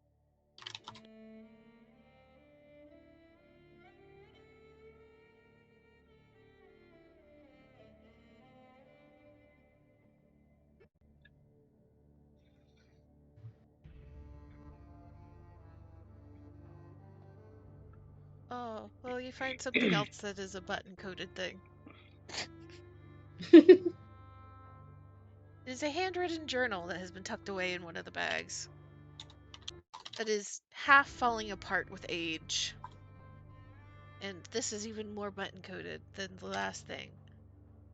So it details a mage's journey through realm space, in particular, documenting spores, molds, and fungi. No way. Booker, like rooting through the bags, grabs that, pulls it out, looks at it, leans in a little closer, narrows his eyes, and then looks over to Button, and then just like does the 2-finger whistle to get Button's attention, and then we'll frisbee it at him. I imagine Button does not look up at the whistle. Why would they? They are very interested in this collection that they have found. So I imagine the fucking book just hits Button. Flop. Just nails him. Probably Right. almost knocks their hat off. Right in the head, then slides down the brim of the hat to sit in Yep. front of them. Button just slow turns to look at Booker. Booker, like, he would just throw it and go right back to doing his thing.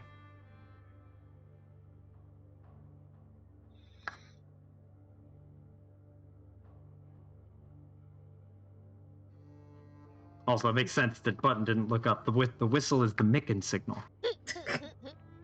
That's what I was Yeah. thinking. Yeah, so why would they look up? Would they just turn? Booker's just doing that. It's like, Button just turns to look at the book. They pick up the book. Imagine if there's anyone near them. Probably Micken. Button probably moved a bit more towards the pile as they're looking. Just hears a very almost grumpy tone of just, that was very rude. I thought there were manners on this ship. Just get this, like, Mikan, who's still kind of fucking around with this orb thing. Just, like, tilts his head slightly and shakes his head. We're not really on the ship anymore, to be fair. Technically, this can be piloted. It is therefore a ship. He did whistle. That is the universal look at me. He doesn't do that to you. Maybe for a pet.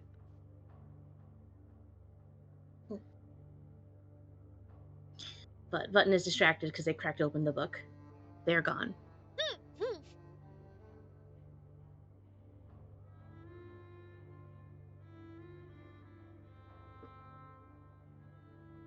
And kind of looks at Button, sees the Button has checked out, looks over his shoulder at Koya, kind of looking Koya head to toe. You don't want to see if there's anything interesting here?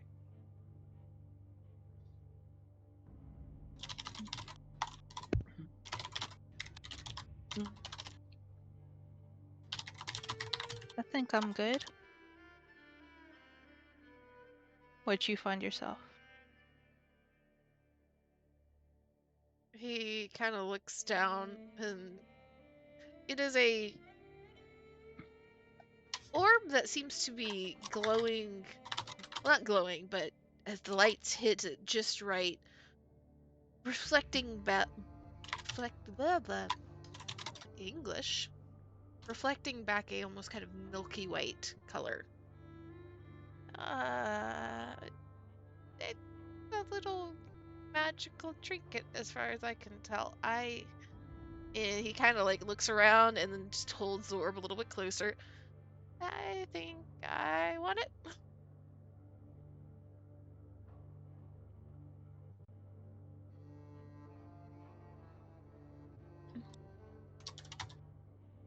Are you expecting someone to take it from you?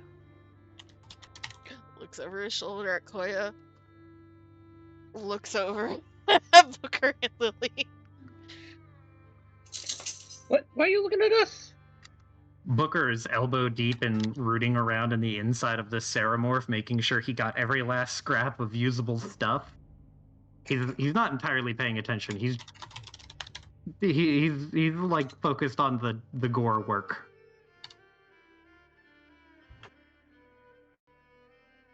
And Mikan just slowly pockets the orb.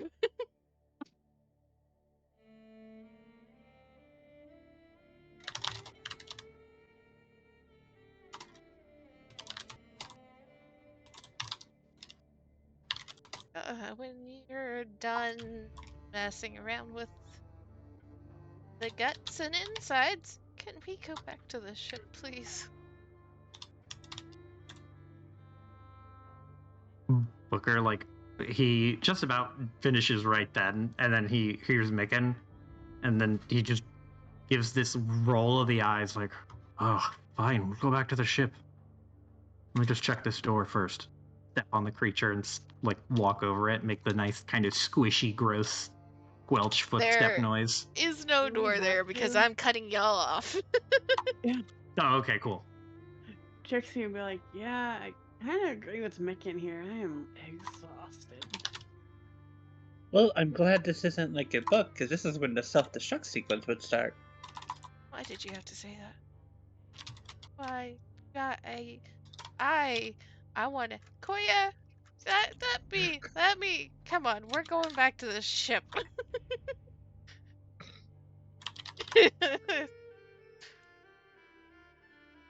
And I think as that is happening, like he looks towards Trixie. Trixie's too far away, but he will just kind of like grab the top of like one of Button's sleeves to drag them along. Button will be dragged. And while we're walking back, you can tell me all about your wife. And I will hop on Booker's shoulder. The invitation to talk about his wife makes Mikan very happy. He has forgotten the fact that you broke his brain by not knowing what wife is. He is just happy to talk about his wife. Does Koya ask, like, so tell me about this wife? Or tell me about wife. What does it mean to wife? I already did. Yep, that happened last session. Iris, can you speak up, please? Koya already did. Thank you. Geez, you don't have to yell. Turn it down. But, well, managed to make it back through the tunnels relatively easily thanks to Button's markings. Only one time that you guys get a little confused and like, do we go this way or do we go this way? And then like, well, you go like 10 feet down each tunnel and you find the mark and you're like, okay, this one. And it is something of a relief when you exit back through the long twisting tunnel that leads to the ear. Climb out the ear canal to see the muted light of the astral sea beyond. And while I assume cautious as you move back towards your ship, considering what happened last time you were on the skin. Make it back without any issue. Where the Lady Luck has been parked, floating above one of the shoulders.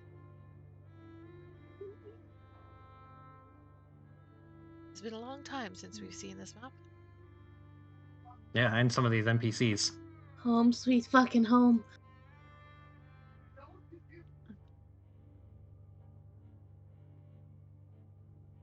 But Booker is going to take all of his various gross goodies and put them in his little workbench so that he is not bogged down with flesh and organs. Does he have a mason jar collection? Not an empty mason jar collection. Well, like put to collect them in, like putting them in. Yeah, I imagine he's got vials and beakers and mason jars and other sorts of glass containers so that you can see the gross thing. Mm-hmm.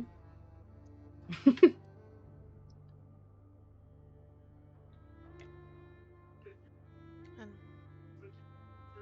Micken will make the effort to help find some place for Koya to bunk down. Koya, there were spelljammers on your home. But nothing this big, this advanced, I should say. They were relatively simple sailing ships that just were magicked in the appropriate way.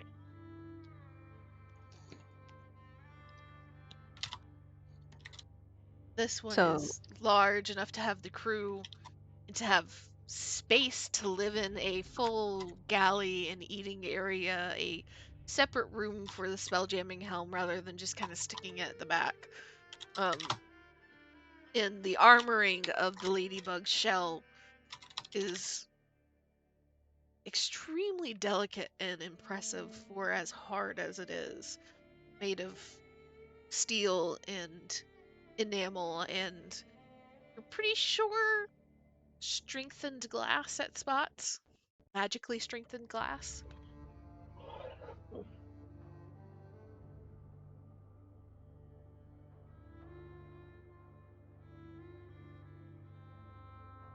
Koya will let out a low whistle.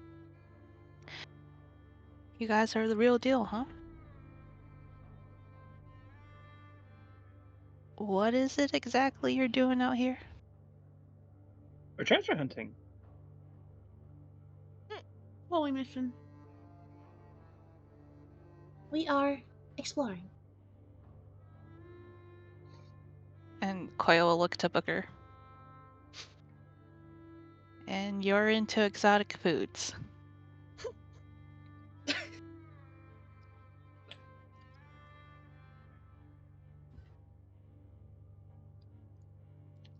Might be warmy time.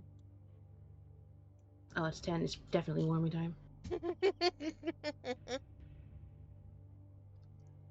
Gotta give Joe his 5 minutes. Mm-hmm. But as we are waiting for Joe to return for Booker, you are greeted with various levels of interest, distrust, and concern. The gaggle of people that remain on this ship that are crew as well, sort of, for some of them. I believe if you open up NPCs and current crew in your journal, you should be able to see the list. Let me know if you do not. I do. So, positioned on the top deck of Lady Luck is Starbow, the teenage treant, who is as much a problem as he is useful. Just kind of grumpily looks at you as everybody boards again, and there is a very distinct reach for a giant rock that is sitting beside him before the hand is smacked away by Flinch as he's walking by. He goes back to what he was doing before. You're greeted kind of gruffly by both Flinch and Crux, who Koya would get the vibe of them both being travelers. People that are more used to going than staying. Do you think Koya ever met undead before coming to this unfortunate spot?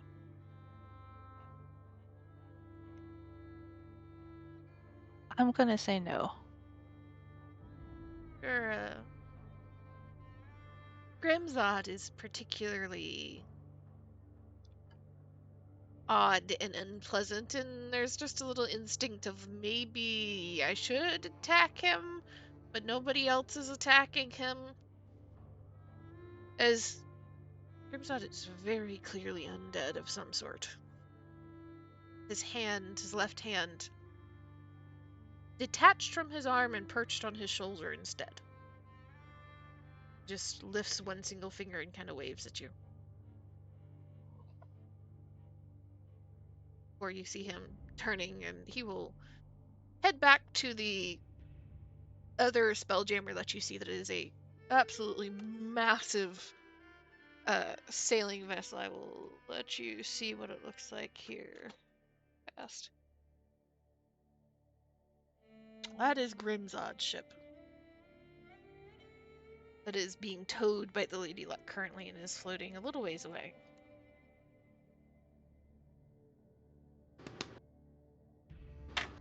Jadali has, when you guys came aboard, made herself scarce below deck.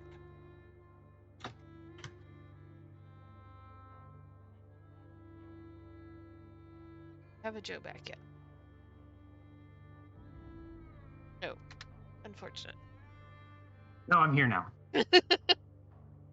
Oh, sorry. I had to sprint to get down here in time for you to say that. But what was the question? The Koya question was like, You're into exotic what are you foods, doing huh? out here? And Booker's into exotic foods. Mm-hmm. Booker will give a kind of flat, unimpressed look, like, oh, very funny. I suppose you're into squatting on corpses. And he just gestures to the dead god all around.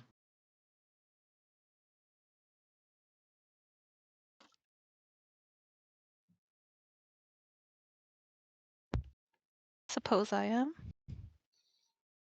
But I got me a job now. You're welcome.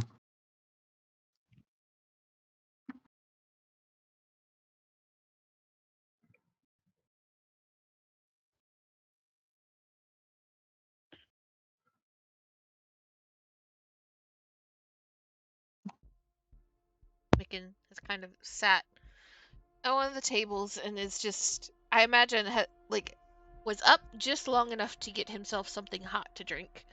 It is now just kind of stooped over it, bent over his shoulders, kind of hunched down so that the steam is kind of blowing into his face. He kind of looks around the table for a second. Are we staying here? We have to stay here? I imagine we're going to the next place. Wherever that was. I forgot where that was. Looks over at the captain. Captain, where are we going again? Do we know that there is a heart dungeon? So, technically, no. However, it was like in some of the. Blah, blah, blah. Let me English. My English is leaving me very quickly. My brain's like, okay, dungeon over, shutdown time.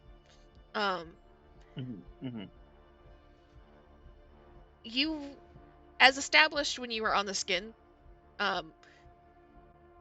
magic tends to come from one of a handful of places. The brain being one, the heart being the other. So you would assume that, or it would be logical to assume that if this thing is inhabited in some way and it still has magic coursing through it, the centers of the magic would be the brain and the heart, naturally. Gotcha. So Booker would know that, right? Yes. Booker would be able to assume that, like, if there's anywhere else of interest on this body, it would be the heart. Mm-hmm. You don't know what's there, if there is anything there, but if there is, it would be there. Yeah, then what was it, Koya who asked like what we're doing here, or was it Micken? Lily. Micken's like, can we Lily? leave? Like, what are we doing here? Oh, Can yes. we leave? And like Lily is like, what are we doing, Captain? Yeah. Booker is just kind of milling about with some of his alchemical gear and stuff, and he'll pause to say, not done yet. Got one more place to check out. We're done with the head, though, if that makes you feel any better. I think that depends on where the next place is. I was hoping for a small break, cash in our treasure. Maybe do a little sunbathing, rest my roots. Yeah. We'll take a break until tomorrow. No, like, Captain.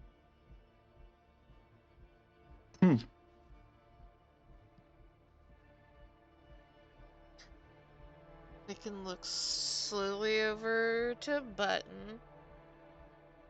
And you're wanting to do something?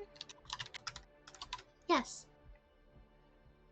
I would like to destroy this. Okay. Destroy what? Button just gestures to the everything like Micken did earlier. As in the god? Yes. Booker blinks. And just scoffs and just like, if you figure out a way to do it, go ahead. I'd be happy to watch you try. Nod. You He know opens she's his going to mouth. figure out the way, yes? And he just looks over at you, Lily, as you say that, and he just goes, don't jinx it. What did Lily say? You know she said it. You know she's going to find a way.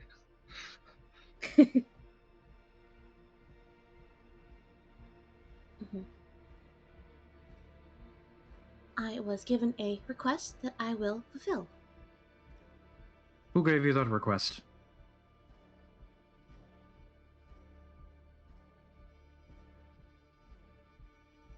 Mutton turns to look at Booker.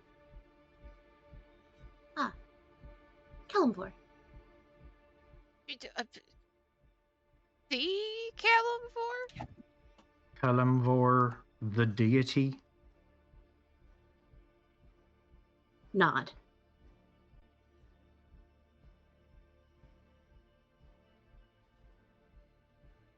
Booker's gonna lean over and not get super close to Button, but get a little closer so that he can get a good look at Button's eyes. Fuck, back up again. No. He leans up.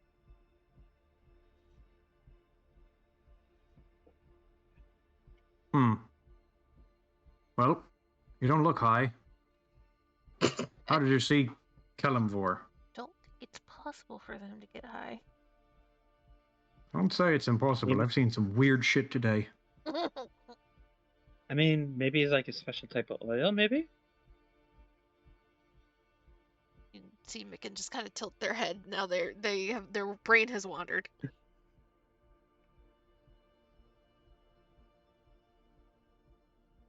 Button waves a hand, ending that train of conversation.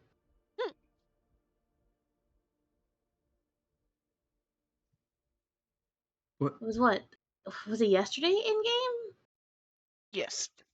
Yes. Okay. Trying to remember.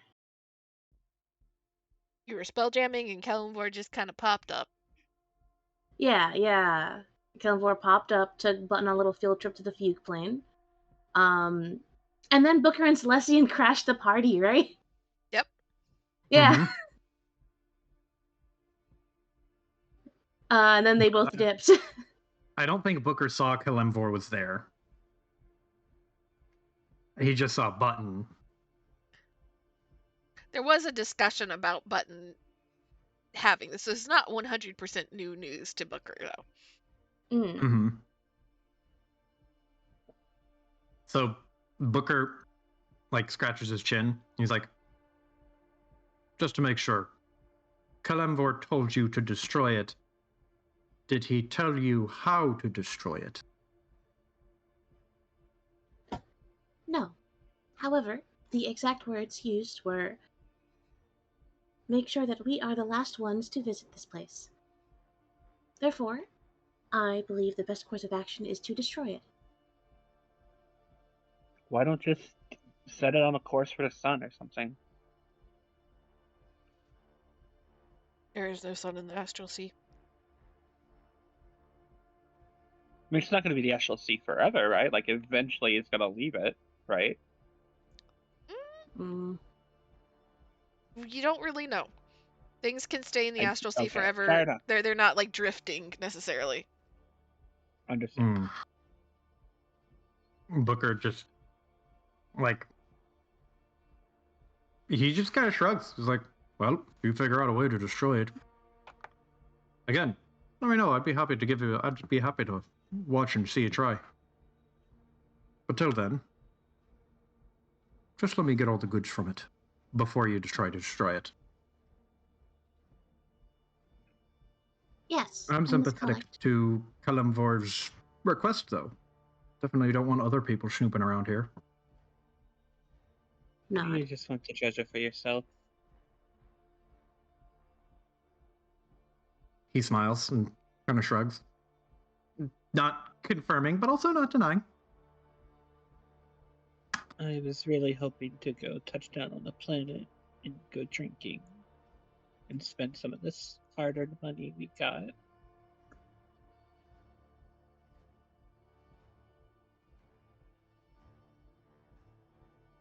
No, be fair, we found some interesting things on this, we call it a corpse? Do we call it a planet? I don't... This place? There might Yeah, be it's a something useful to you too, Lily? I know we did, but I also want to go touch space and enjoy the life of nature. There was no nature aboard that planet corpse thing. Here's hoping for doom. I don't... To be honest, I don't know how much of high hopes I have for doom space and nature. Well, just going by the name, I would recommend you keep those expectations mighty low.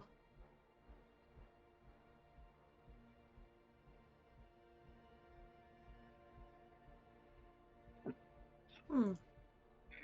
You're paying Eh, for all of my drinks when I touch down. Don't I always? She looks offended. Like, excuse me, I pay for them too. He looks like he looks like he forgot. She narrows her eyes.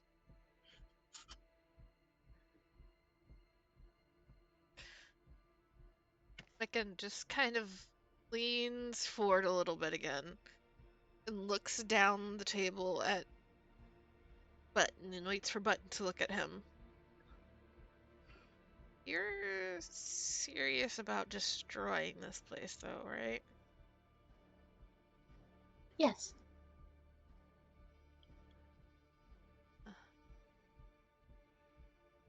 And I put a... Oh, I don't want to. Never mind. I'm not... Nope. Hey, Megan, Vicky, that spell you like, the one that destroys things. Can you like use it on the brain or something? Uh, Like that's typically to kill people, you kill the brain or the heart, right? kind of what I was going... Not me. Not that spell. But... Oh, God. Theoretically... Button is paying rapt attention. And you just see him like with this like very weak motion with one hand. This thing is just soaked with wild magic, right? That's what was Mm-hmm. exploding every time we fucked up. Uh-huh.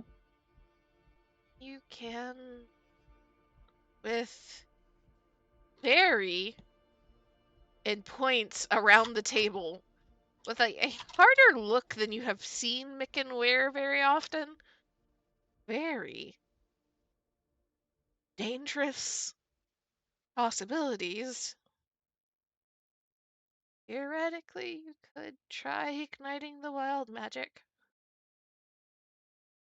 That sounds like fun. How would we do that? That also sounds like what caused the spell plague. Is there a way to do this in a controlled manner?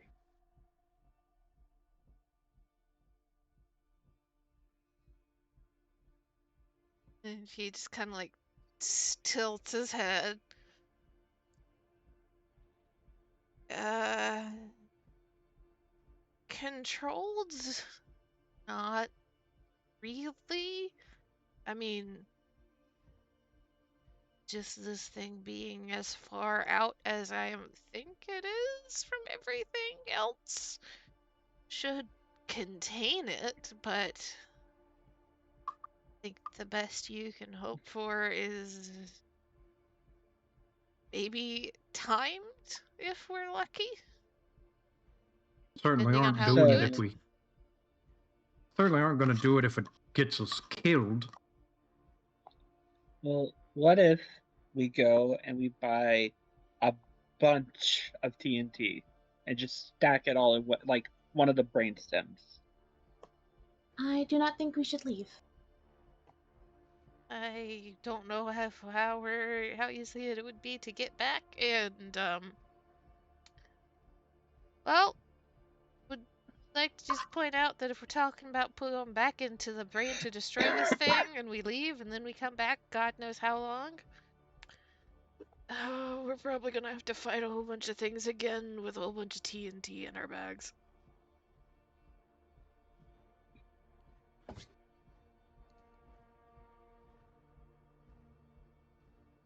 As much as you might like fire spells, Lily, I would like to remind you, I don't think you're fireproof yet. I can make it a water bomb if I really wanted to. Well, I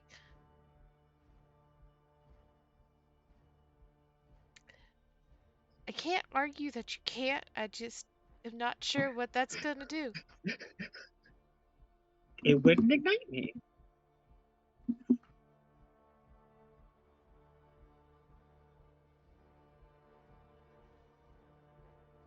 Look, my fireballs have been really helpful this dungeon, okay?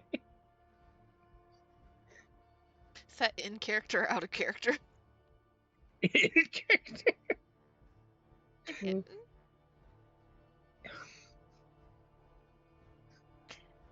Like, you do a lot of damage. Yes, you do. I can't Mhm, say mhm. no, but I Wait, still don't if I like the harness, if I possibility harness, of TNT in our bags while we're fighting wait, another one of the. And he just kind of like mimics undead. wait, so if I harnessed all of that wild magic, could I do like a super fireball? Not sure if that's how it works. Well, that's why I'm asking. I will also point out to you, Booker, because you are the one that has seen it. There is wild magic in this. The wild magic is laced through with necromantic magic as well.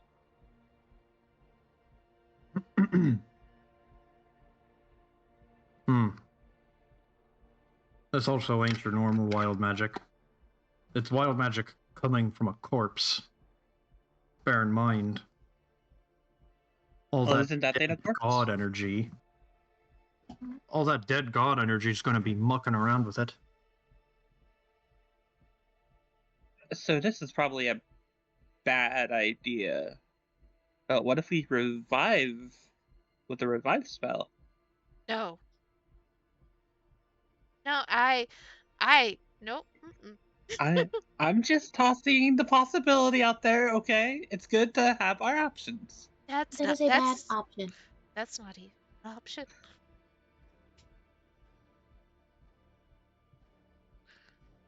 Look, I'm just being. I think you guys are being really close-minded. Maybe he's friendly.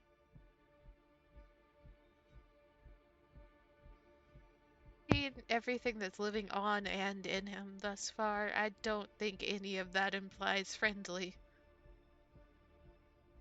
Koya, you should have a Well, strong opinion about this. Yeah, Koya does, but wait. So, Mickey, are you a bad person just because you have viruses in your blood? Blood? Does that make you evil?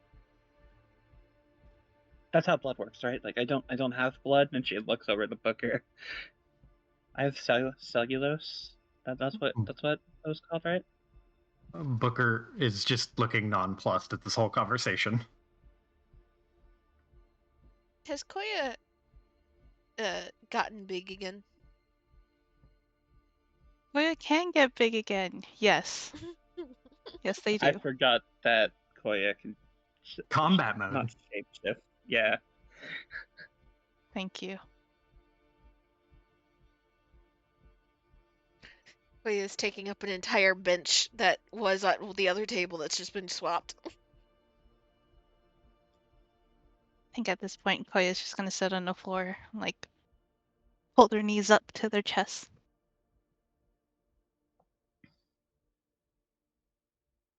Now,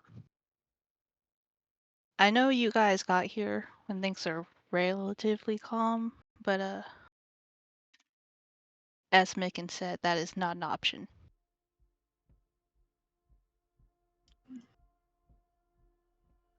Well, if anybody has other options, like I'm the only one spouting them out. You guys gotta help. You wasn't I the one Look, that you're was turning talking down the about igniting the... I, look. You're Booker. turning down the TNT idea. You're turning down the harness the wild magic idea. You're turning down the revive. Do you have any ideas? And she holds out her like tentacle arms towards Micken. Booker gets up to go get a drink. Hey, where do you think you're going? Get back here! She just chases after.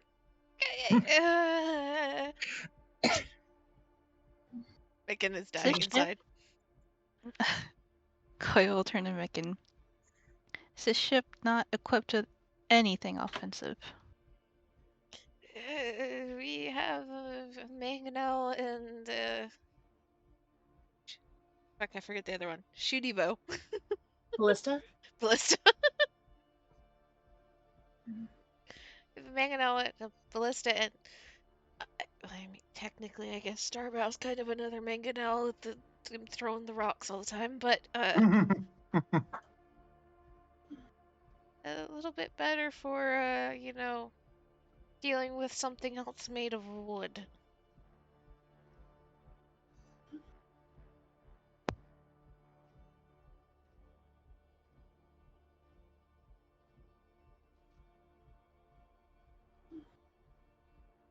Well, that's all I got. I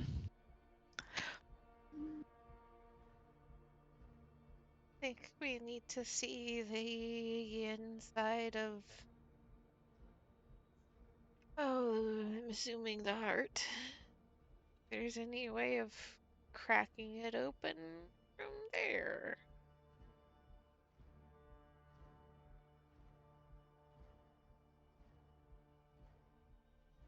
You wouldn't happen to know anything more about this place? You've been here a while, right? Miss God, would I know anything more about this place? I don't think it's been widely shared that it is a god of undeath. And a evil god at that. Wasn't there that inscription Booker read? I don't know that Booker read that for everybody to hear, or because Booker is very notorious about finding Yeah. out shit and keeping it to himself. Gotcha. Yeah, he does have the little statuette though, which I will say for the purpose of intrigue, Booker doesn't carry his little bag with him all the time. So like he got up, went to go get a drink. His messenger bag is still there. You could probably see the statuette poking out of it.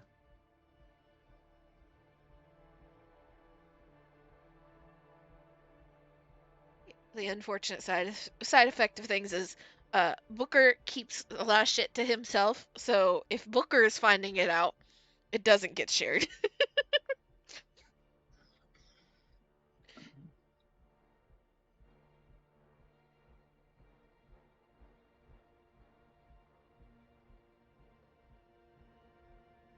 Am I misremembering, or did Trixie also find out? I could Trixie not. found something. Yeah, Trixie found out something, but unfortunately Iris is not here to yay or nay anything. Mhm.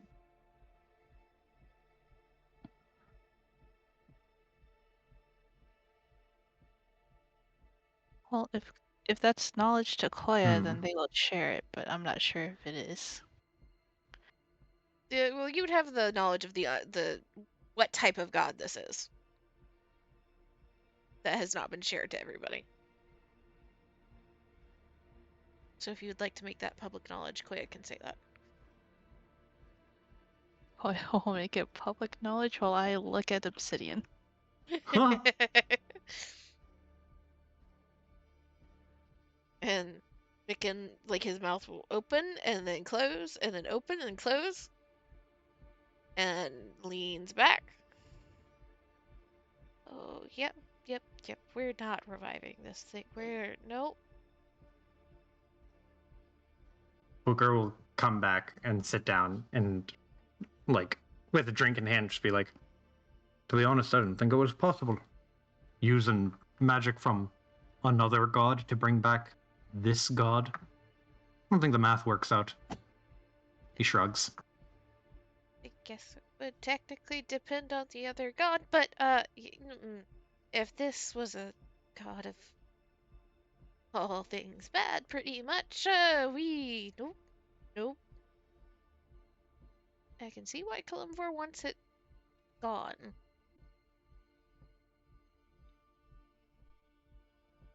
I do have another idea. We can poison it. Poison a corpse? I don't think we determined that it's actually a corpse, because there is, like, magic running through it. I no, I don't know if we can poison the. And there's just a gesture around. But there is maybe a possibility if we can't destroy it to make it poisonous. Poisoning the poison the well, so to speak. So someone comes in and tries to drink from the well, and then they die. I'm amenable to Or this plan. mind flayers that might happen to be in there. Yeah, them too. You're more concerned about the other people than the mind flayers? Mind flayers tend to gather and huddle for a long period of time. I'm more concerned about other opportunists like myself who would come here, visit, plunder, and then go take their goodies somewhere else to wreak havoc. I'm worried about them. It would technically fit the description of Glimvor's plan or request. And Micken at this point finally turns his head. It sees that Button is gone. Dotted outline where Button was. Button? Where the fuck did you wander off to? Spelljammer room. Why? What are you doing?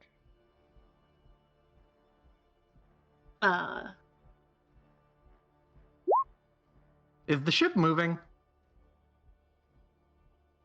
No. Chill. But Button was not enjoying the conversation, so Button just left when no Oh, one was sure. looking at them. So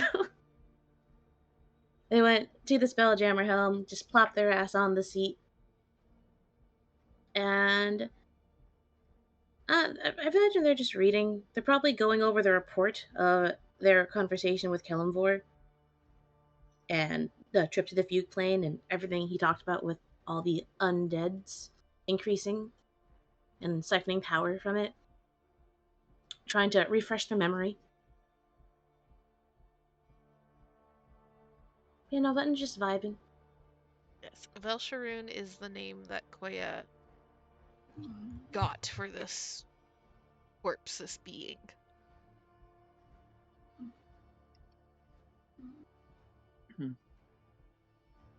Where is it?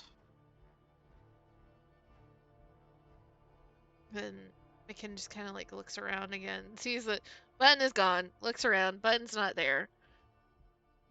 Fucking Trixie has passed out in the corner. And just kind of sighs. I think it might be best if we revisit this over breakfast.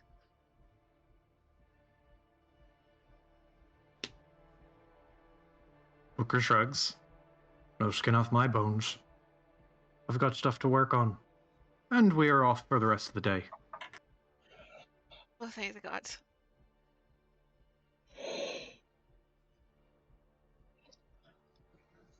And Micken just kind of like flattens himself on his like portion of table.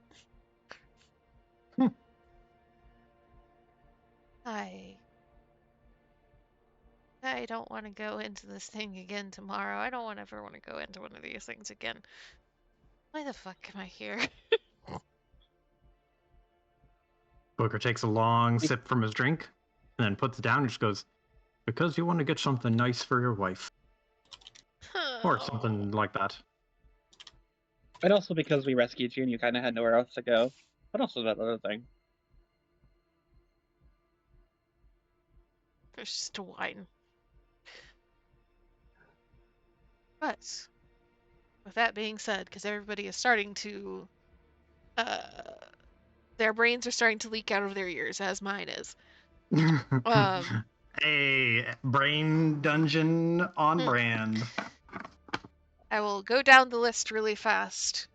You have probably a good 12 hours before breakfast. Button, is there anything that you would like to do? 12 hours. The 12 hours? They'd want to chat with, get to know Koya for informations. And they'd also want to see if Mikan is up for working some more on the whole Arcana stuffs. Mm-hmm. So, I will say, for a... I don't want to volunteer you. Charlie, do you like text RP in Discord? Say less. Anybody that would like to get to know Koya better, you guys can have a text RP. Yay. Because Amy is not going to be here next time, so you're not going to be able to RP that out in session. So, you guys can have a nice little group text RP for like dinner downtime. And then the Arcana. Let me see here. Mm.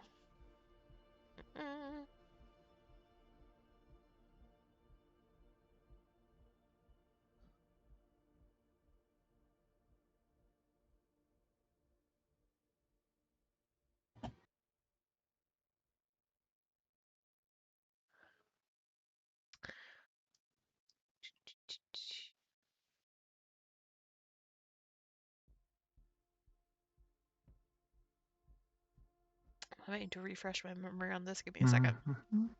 Okay.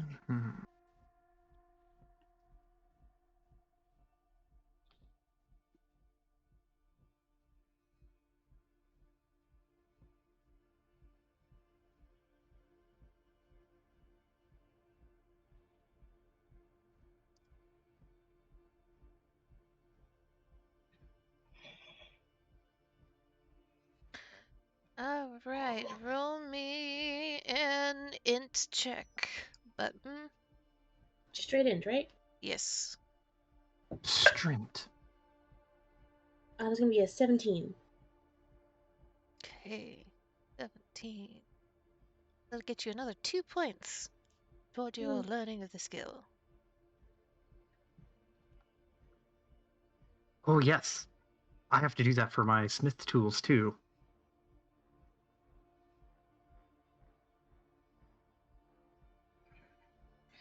Actually, roll one more time. You have an advantage.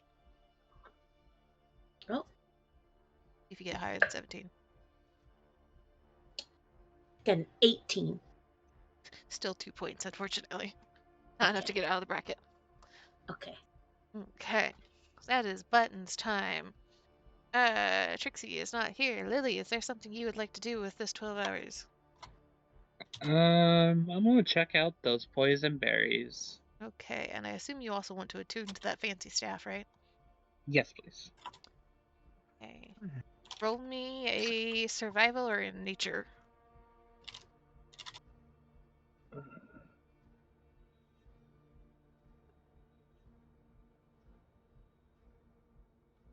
Let's see. They are both the same roll.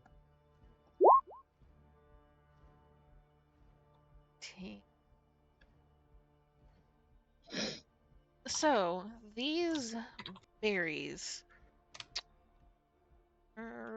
They state on description again. Give me a second. Here it is. If Obsidian will load what I need it to load, that would be wonderful.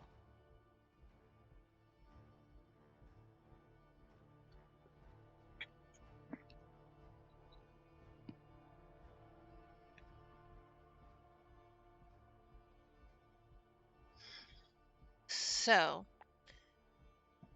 this is a poison that forces whoever consumes it, so it has to be consumed, to make a DC 16 con save.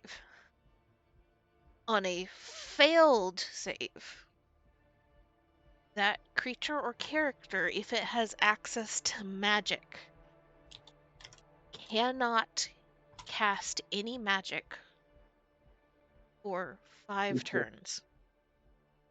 Yikes. Whew.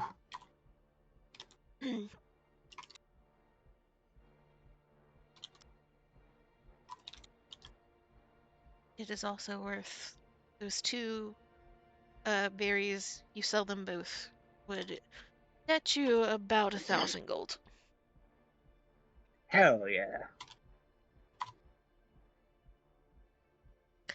So you figured out what the berries are. You are retuning to the staff. Anything else you'd like to do?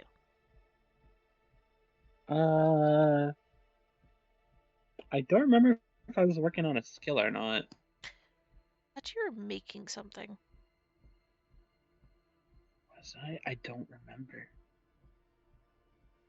Double check your notes. Get back to me on that before next week. I can have you roll if you need to roll for something. Okay. Booker, Yes. what would you like to do with this time? I would like to have Booker practice with smithy tools. Okay. Int check. Straight int check. Yes. Ugh. Doo-doo. Oh, that's really bad. That's a 6. You had advantage on it. Oh. Hey, that's a natural 20. This dice you got me is absolutely cracked.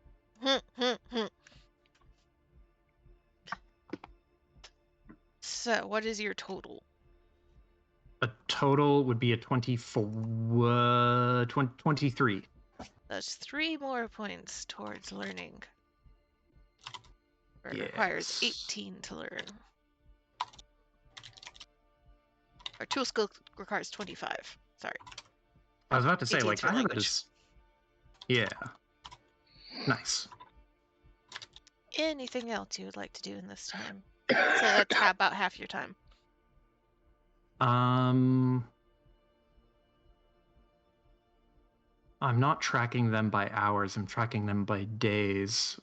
I can't really do more with the sword. Oh, well, Booker will check out Knowledge of Oblivion. Okay. Knowledge of this table.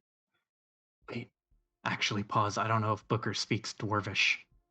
Damn it, he doesn't. We'd have a book swap. Mm-hmm. Wrong guy. Wrong guy. Trade you. He'll trade you Knowledge of Oblivion for what is the one that you have? You talking to me? Yes. Yeah. You're the only other one Oh. that picked up books. Yeah. Oh, I don't speak Dwarvish. Oh. Yeah. Koya does. Button's got Draconic, Gnomish, and Sylvan. Give it to Koya. Koya? Let Koya have some reading material that is very possibly cursed. What is it with this server and cursed books? First book's good. Booker We're in a will cursed book renaissance. he will give Knowledge of Oblivion in the most passive aggressive way possible to Koya, as in not directly giving it to Koya, just noticing that Koya could probably read Dwarvish and being like, yeah, you can borrow it. What do you mean you can't read Dwarvish? Booker just shrugs. He's like, I spent all my time learning other older languages.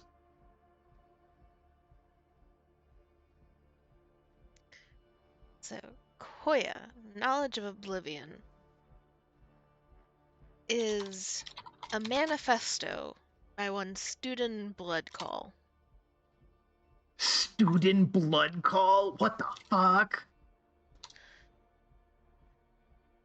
There's a manifesto detailing how to embrace the teachings of a being he only calls the opaque certainty.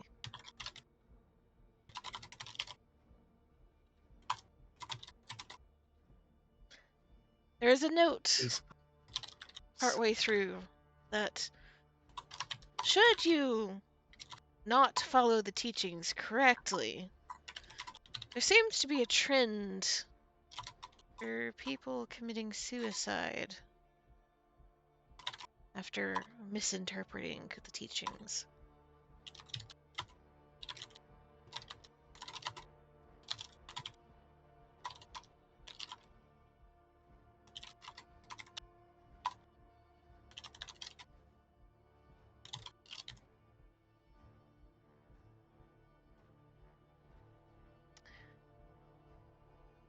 It's a fun book for Koya to read. Just like, yeah, no, this is exactly what I expect from this fucking cursed place that I can't seem to escape because these people won't let me leave. I believe you also had your Booker, you had the Killing the Unseen. I do, but I also have a ruby that I found on the floor of the brain dungeon that is radiating with necromancy. And I ask you very politely, not now. Not now? Fair yes. enough. Then he will read Killing the Unseen. Which is actually very useful for you. The tome that contains detailed information on killing powerful and hard-to-find creatures. Well, most of it is pretty helpful. You realize that the final chapter goes into detail on theoretical ways to permanently kill a demigod or something of equal power. Mm-hmm.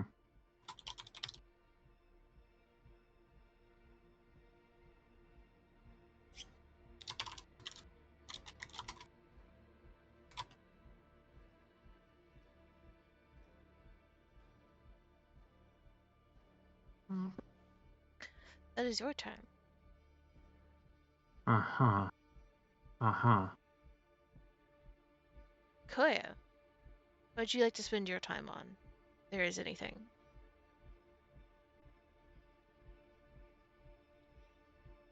Koya's gonna try looking at the jewel for Mari. Mm-hmm.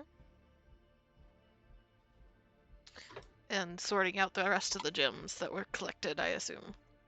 Yep. Yep. Okay. So, let me see here.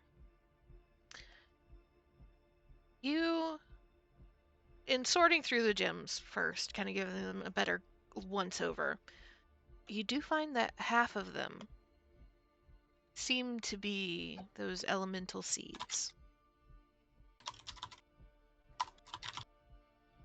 And there luckily seems to be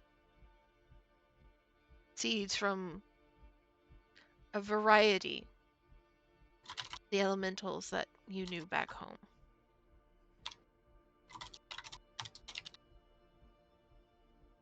You know that this ship is not an ideal place for any of them to grow and return to sentience, but they seem largely whole. No cracks, no tarnishes. And when you sit with the one that reminds you so much of Mari, you can see, after a long time spent with it,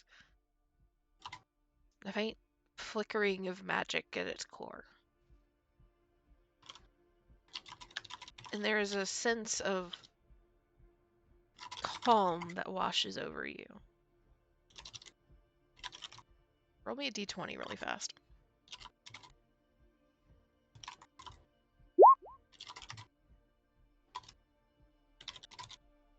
And you aren't sure, but eventually you feel like there's something at the very back of your mind kind of poking and prodding. You try to open yourself up to it. And it's almost like you hear a whispered voice through a wall. Hear syllables, you hear a tone, but it's so faint that you can't fully make it out. But it's enough that Koya, you feel like there's a chance.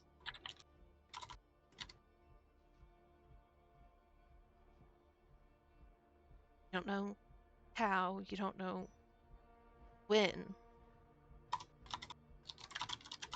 but maybe with a little bit of luck and a little bit of time, Mari, or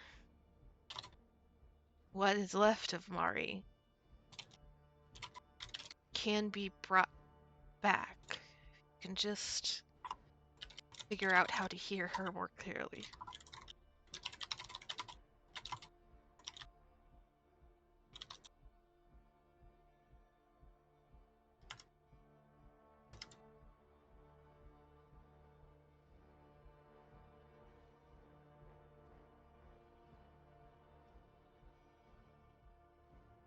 And I think with that, we will call it for the evening.